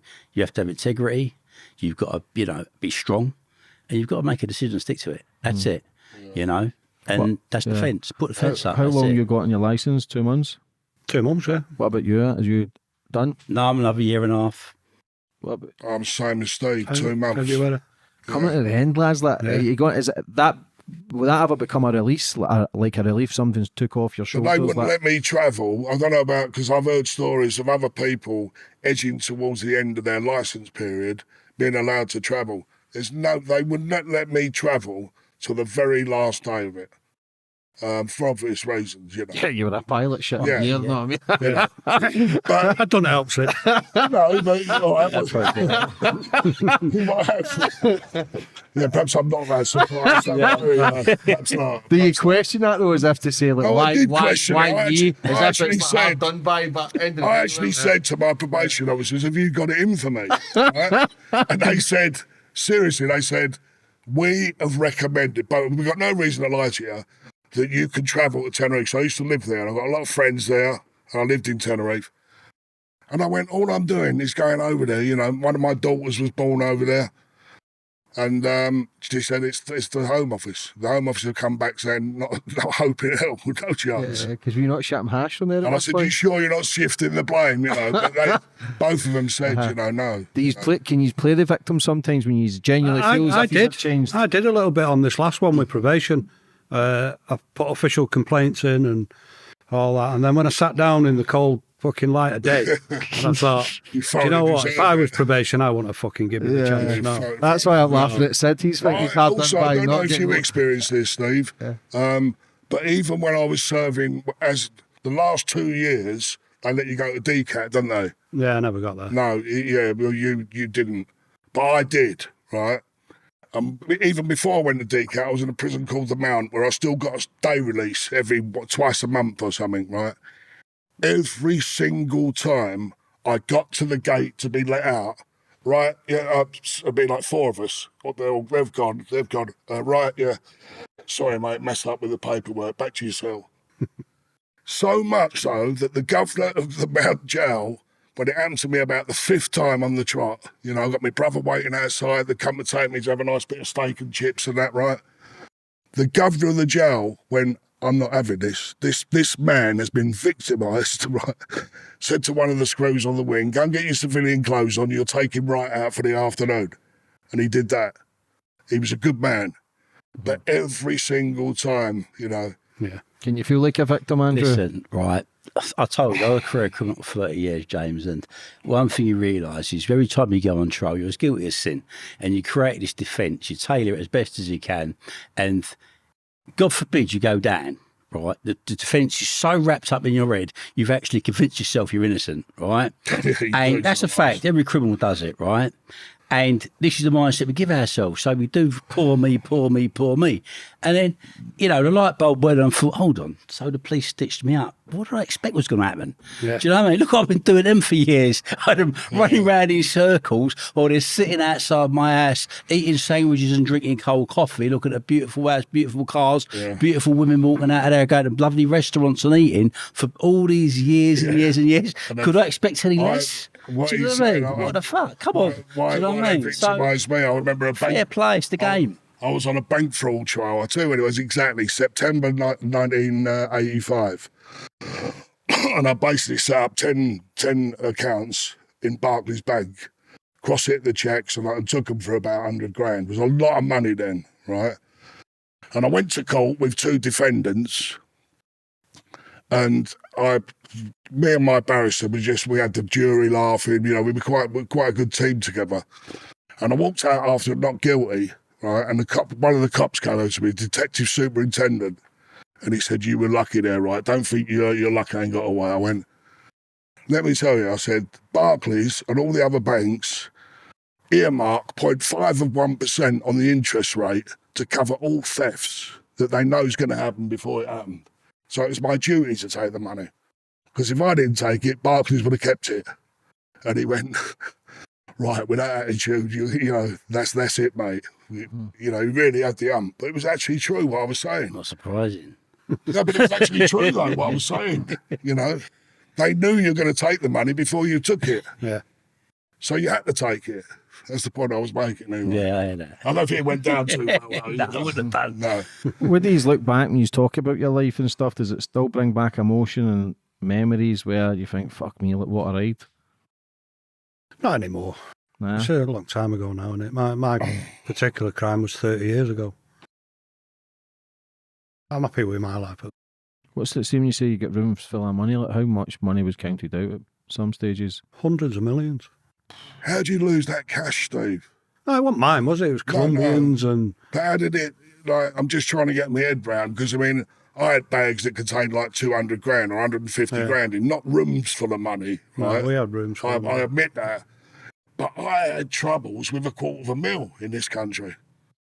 Losing £250,000 in cash. I told you in the end, I used to keep it over abroad, get paid in Amsterdam, go down to Antwerp, get paid in Amsterdam, buy diamonds, trade them in Antwerp for checks, and then put the checks in. That's the only way I could do it. Mm-hmm. And losing cash in this country is very difficult, Steve, isn't it? Yeah. These days, you know, like back in the 70s or the early 80s. Now I think it's nearly impossible. It's nearly impossible, mate. Well, once they're looking at you and they've got all the details of everything that you've ever done, unless you're digging big holes. I go to a newsagents get a tenner out of my pocket and they're all looking. Everything's on plastic these days. Yeah. You know, my whole life revolves around my debit card. Seriously. And see, because goodness knows how you lose roomfuls of money. That must have been so difficult. Back then it wasn't. It was easy, wasn't it? You could buy anything. And how far are we going back to? 96. 96. Was the last time. No, you've done well. Started in the early 80s, 90s. Yeah. It was easy, and nobody asked me any questions. Thatcher really put the brakes on. I remember going into my bank manager's office. It was around about 1987. And he said, the days are gone, Sid, when you can walk into this bank with 20 grand in a bag. I went, what? He went, here's the new legislation, mate. Yeah. And I tell you, that was about 87. Thatcher put it out. We had a problem in Holland when we was changing money, and the people used to take it to Belgium. Yeah. And at one point they That's took what I used to do. 900 grand. The week before they took about the same, and they got exchanged into guilders. Yeah. And then this following week they took 900 grand and just said they shut the bank, shut the doors, locked them in, and the police came and took them away. Yeah. The week before they weren't doing anything about it. No, there you go. What's the biggest problem you have when you've got millions and millions of pounds in a house? Keeping it safe. Once we was taking it to there was people at the doors with machine guns, Colombians, born killers, just stood there protecting that money with their lives. And we've thrown them into rooms. Over there? In Amsterdam, yeah. Oh, in Amsterdam? Yeah. Yeah. Things have changed now. I said George Reeves on. He put his money in Switzerland, but he had the cheque, 15 million, but he got a pult with the coppers, ate the cheque, and that was it. The money was gone. Yeah. 15 mil. Yeah, I'll tell you what, when I was active, the people that actually headed the group that I was, the coke was coming from in Amsterdam, the ones that you never see, right? I said Switzerland, and through their intermediary went to me, forget about Switzerland. And you know what? 3 months later, the FBI went in there and started turning over banks in Switzerland. They knew 3 months before, so they'd obviously been tipped off by their suppliers, from South America. Obviously, when you're active, you get away with so much, but when you get caught, it's a case of, fuck, man, I made a mistake there. But you're always going to be caught in the long run. Well, like I said, there is a few who never get caught, but most of them are politicians, really. Yeah. They're the big criminals and the top of the police force. And we all know in Holland they had a case that was running, it's called the ERT affair, where they was bringing in 22,000 kilos of cocaine every month. And the money was all over the place. It was mixed in with loads of gangs, but none of them got caught. That's a lot of fucking money in 1 month, isn't it? 22 tons. You've got to think where all this crimes come from. Phenomenal. You think of the biggest criminals, for me, the biggest criminals in this country is the royal family. They started with heroin. They run for 100 years with the heroin wars. The opium wars in 1840. Yeah. That's after they use that as an example. They've had all the years of slavery where they've earned hundreds of millions and, the whole thing. And when the Chinese said, you're poisoning our nation, you're poisoning our people, do you know what the British done? They sent a gunboat. The first steam-driven gunboat it was in those days, right? Up the Yangtze River and blew them up. Biggest drug dealers in history, British government. Mm-hmm. That's a fact. Okay. We've only learned from them. Mm-hmm. I didn't wake up one morning and realise that cocaine was a drug that I'd invented and started importing. That had already been going on for 100 years. Yeah. By the state and the royal family, The Queen Victoria was an opium addict. Yeah. Did the heroin not start World War One? We're not giving it to the kids in America. Well, yeah, as well. Mm-hmm. What, heroin? Heroin. Yeah.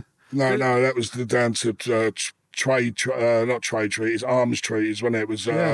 We guaranteed Russia if they got in a row, and it started with Mario Princip shooting the Grand Duke, didn't it? Yeah. Russia got in a row, and that drew us in the row, and it escalated.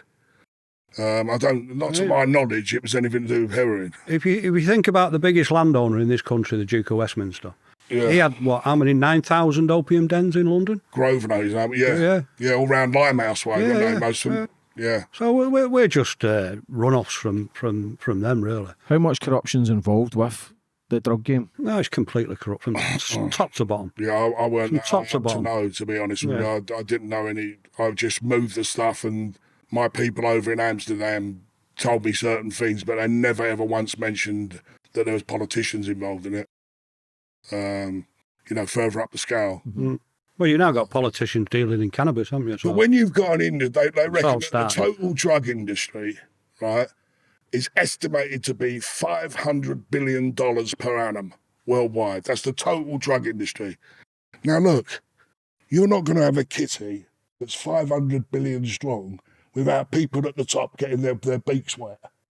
No. It's impossible, right? If you said to me, the total drug industry is worth 50 billion, all right, okay, then maybe it may not be. 500 billion, $500 billion. They're in it up to their necks, mate. They must be. It's Got too to big. think of the police as well, you know, seeing all that It's cash. too big. Customs, seeing all that cash. It's got to hit some of them, hasn't it? They're thinking, bastard, why aren't we like that? Well, the CIA got caught, if you remember. Yeah, the CIA is always right? caught, I mean, you know, for once, they got caught with their trousers down. But they must have been involved in it for years and probably still are to a certain degree. They got pulled in with Noriega, didn't they? It turned out they were dealing in coke alongside him. Yeah. And sometimes money that comes from dishonesty like that, right? It's like there's a saying, right? Nothing grows in disinfectant, right? When you clean something up that much, right? You need a bit of dirt for things to grow, right? And it was like when they cleaned up the cocaine situation in Miami. All the building trade collapsed, right? It's like, it's not as easy. It's this business we're talking about. It's not as straightforward. It's not a slam dunk, right? It's a very grey area. Do you think drugs will be legalised, Andrew? I think in reality, governments that we have now say punishment because voters believe what they say and they say punish, punish, punish. In reality, some drugs could be legalised. You know, I think herbal cannabis should be legalised because the reason why cannabis, people haven't understood the elements of the cure and healing elements of cannabis because it's a natural plant and you cannot trademark anything which is a natural from the earth. You can trademark chemicals that are made into tablets, aspirins and all the other bits and pieces. So if you now start to legalise marijuana and it's commonly and easily available, it allows people to start to do tests on it, okay, look at the natural healing elements there are in it, and I think then you can have a change in pattern completely. I think educating people towards it, James. You know, most drugs can be used. Most drugs were used. Ecstasy was used during the war. You know, the German troops were given it so they'd keep warm, won't be hungry. It would build morale for the soldiers. So most of these drugs do start off on a path which is actually for some sort of general good intention, whether it's meditation or whatever it can be.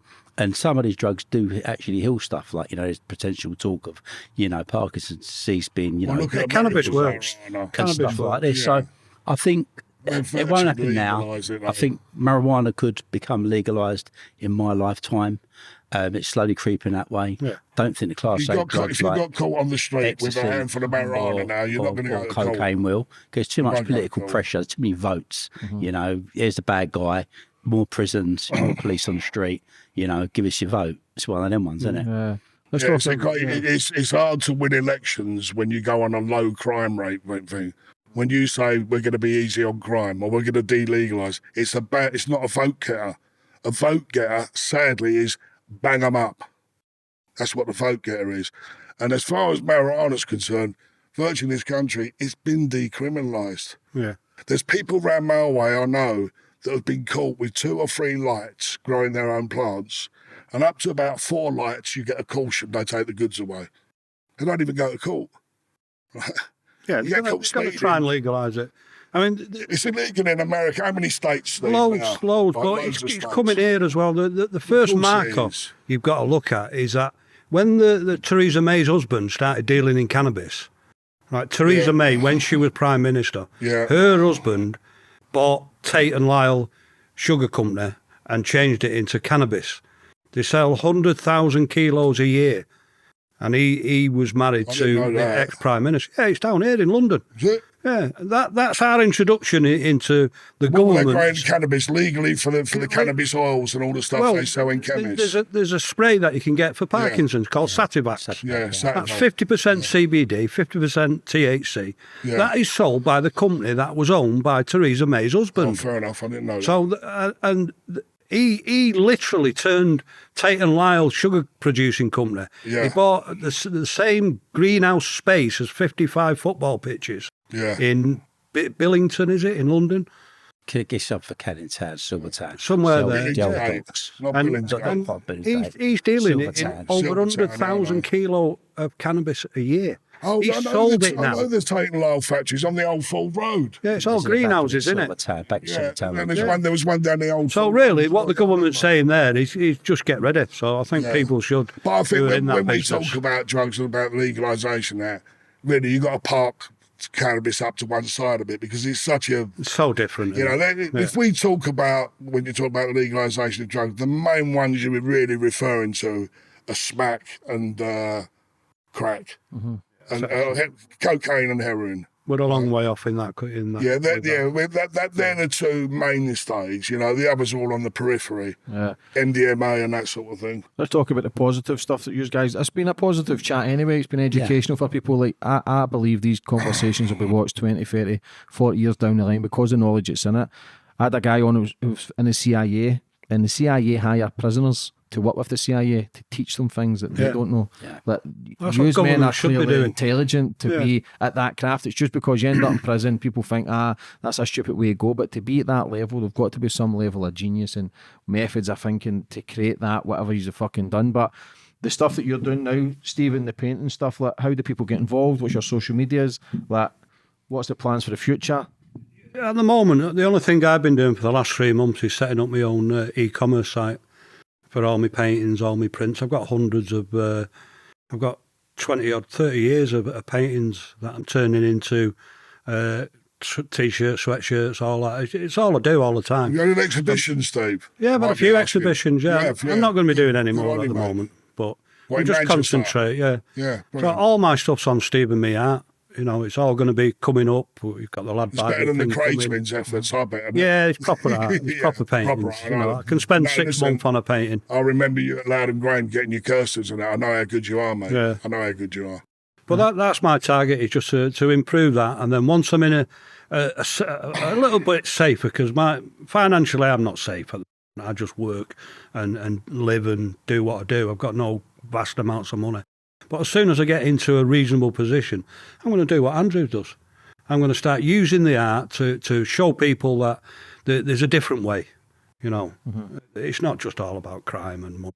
It's all about living and painting something or doing something. It doesn't have to be painting it. Something that you feel good about. I don't remember ever thinking one day I felt good when I'd smuggled fucking 1,000 kilo of cocaine. I never felt good. There might have been some weird thing in the background, but I never thought, like now when I finish a painting that I worked on for 6 months, I can sit and look at it for 3 months thinking how good it is, even though I've done it myself. You know what I mean? I'm not bragging that I'm doing it. It's just that there's pride there about something that I've done. Yeah. Well, I don't think there was ever pride in the crime side of it. It was just something we did and got out of the way to get on with the rest of your life. To be involved in the arts to your level and that, it's a matter of culture, isn't it? Yeah. Peace of mind. Culture instead of crime. Peace of mind, completely, yeah.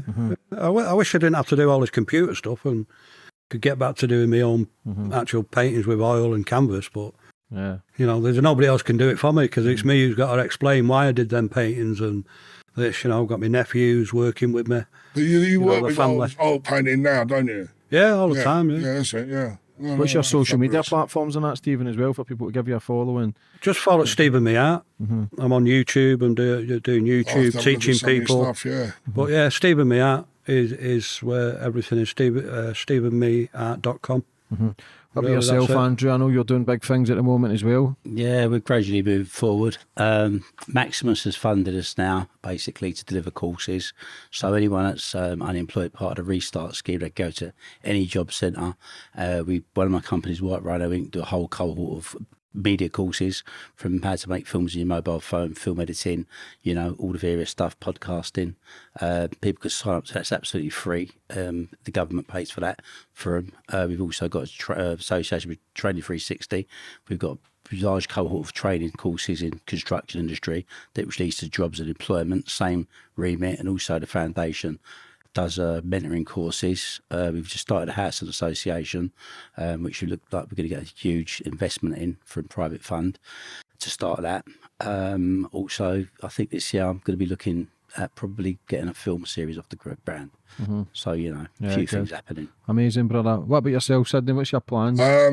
Immediate plans for this year is I want to write a second book. Plug your first one. Plug this one. That's the first one, yeah. That one there. The name of it, it wasn't called that originally. It was the American Publishing Company told me to call it that. It was under. Is that my copy, Sid? No, honestly, I tried to get a copy Yeah, of I this had to get myself. it back today. All right. I'll tell I you steal why. the marks on it. I tried to get a copy myself because I use it as a reference for when I'm writing my new book. And believe it or not, I couldn't get one. Right. And the publishers are sold out. They sold a lot of copies in America. But anyway, I'm going to write the follow-up book to it. I'm going over to Tenerife in March. Now I can legally go abroad after February. Probably have a month over there or something. But hopefully write the second book before I go.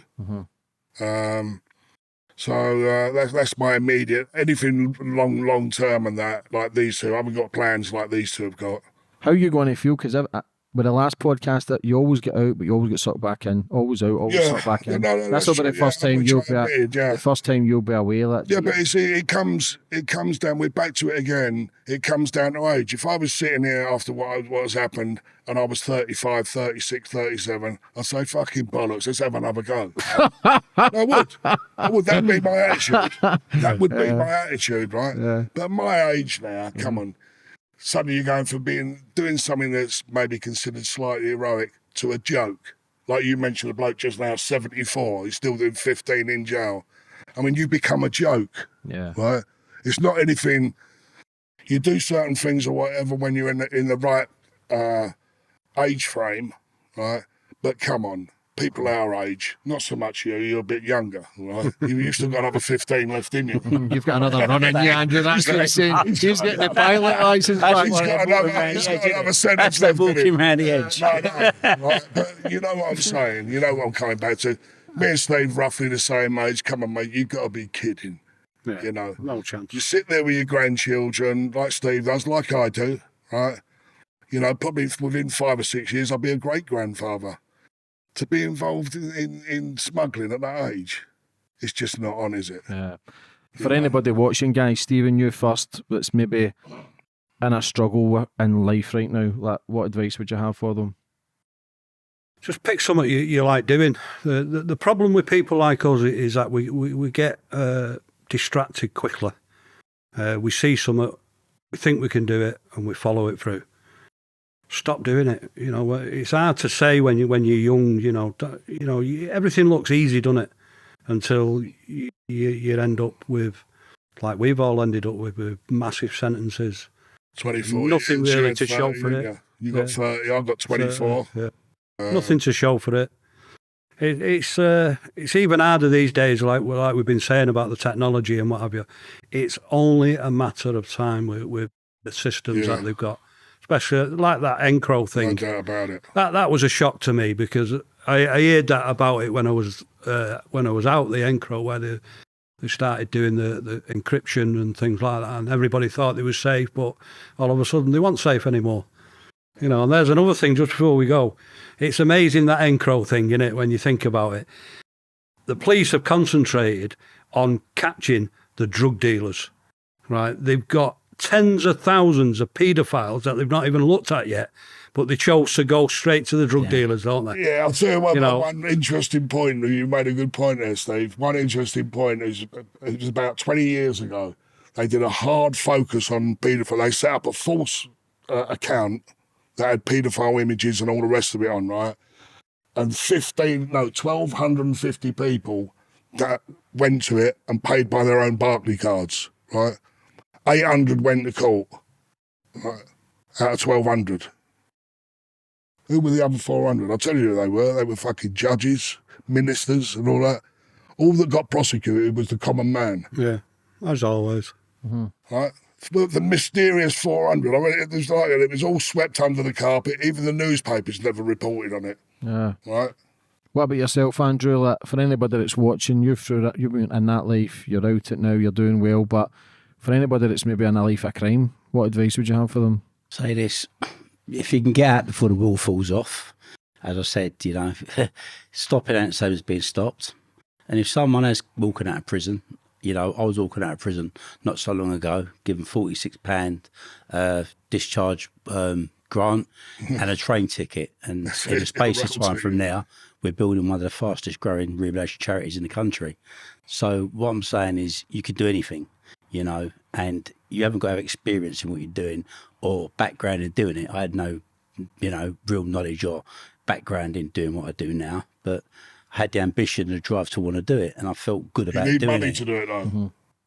Sorry? Do you need money to do it, what you're doing now? Well, no, because money will come like anything else, like every sector, it's what graft you put into it. I didn't want to go out there with a cap in hand and have a charity.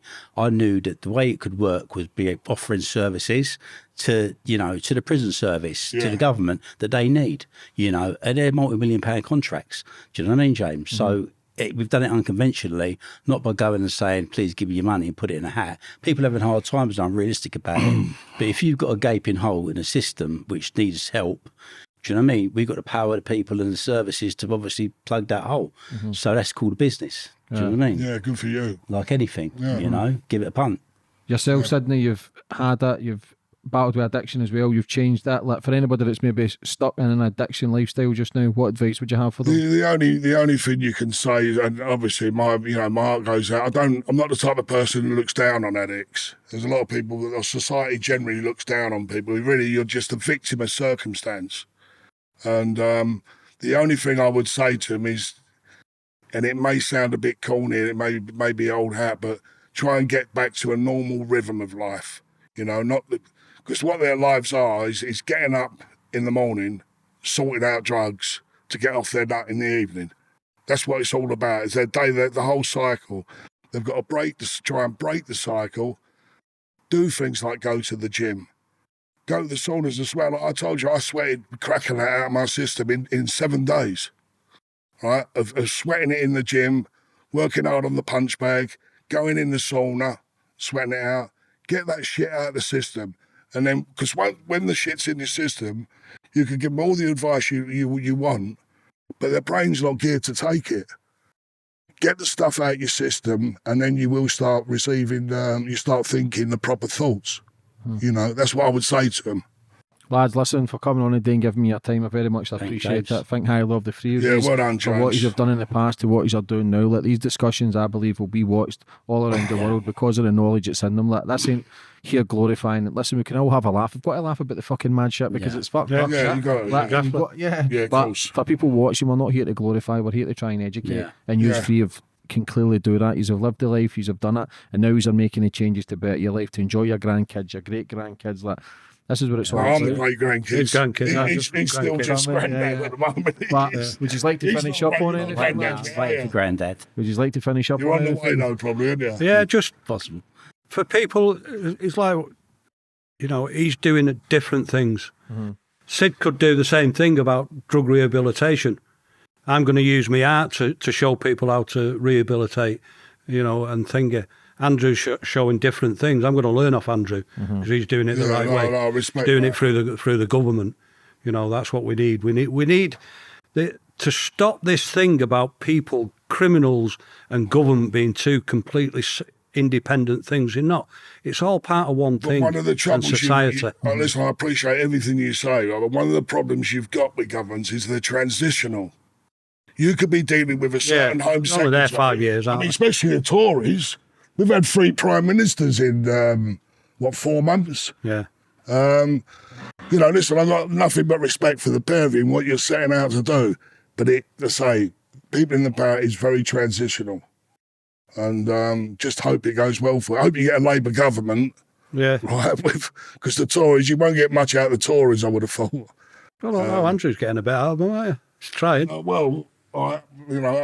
you come up with a plan like he's done and like I'm trying to do, I think once you put it in the face, they find it very hard to say no. Yeah, it's all about keep knocking at the door and eventually it'll Keep open. knocking, It's a society problem. But then you may well end up in a situation where you get papers like the Daily Mail. Oh, look what they're spending on these bleeding old lags. And You're always going to get that, mate. You'll get mud thrown at you. Yeah. It's not something I'm not accustomed to having mud thrown in the newspapers. And the reality of it is, look, we're fair game for that, Yeah, good. So whatever comes, do you know what I mean? But it's more important, as I said, that you lay a legacy project down that actually changes lives. So on that note, what am I doing next? All the things we're doing are great. And what do I tell young people? I'm going to start building my own social medias now because I'm limited with the foundation because obviously it is a lot of red tape and I perhaps can't express some of the things I'd like to express. But I'm going to build my own social medias and try to bring some, entrepreneurial skills to young people, which are going to be free. Do you know what I mean? I want to teach them, take them through the steps to set up their own businesses and actually have a crack at it. Because if you're going to sell drugs, you're going to go on that path, you get them in prison or dead. Do you know what I mean? If you want to take a different product, I'll show you how to do that. And I'll show you how to make some money out of it and probably lay down legacy projects yourself in 5 or 10 years. Yeah. So that's what I can do, James. Do you know what I mean? But the main thing is, you're trying. The main thing is, you're free. Go for it, and you're trying. Nobody can stop you from doing anything, achieving anything in this life. It's all down to the individual. We can change the game, can change science, can change beliefs, can change the governments. Anything is got as long as you fucking believe it up here and nobody can tell you otherwise. Would you like to finish up on anything, lads? Yeah, go out and buy this book. The last London gangster. I'm joking. But listen, lads, again, thoroughly enjoyed the conversation. This is the first of the round table. No, I've enjoyed it, yeah.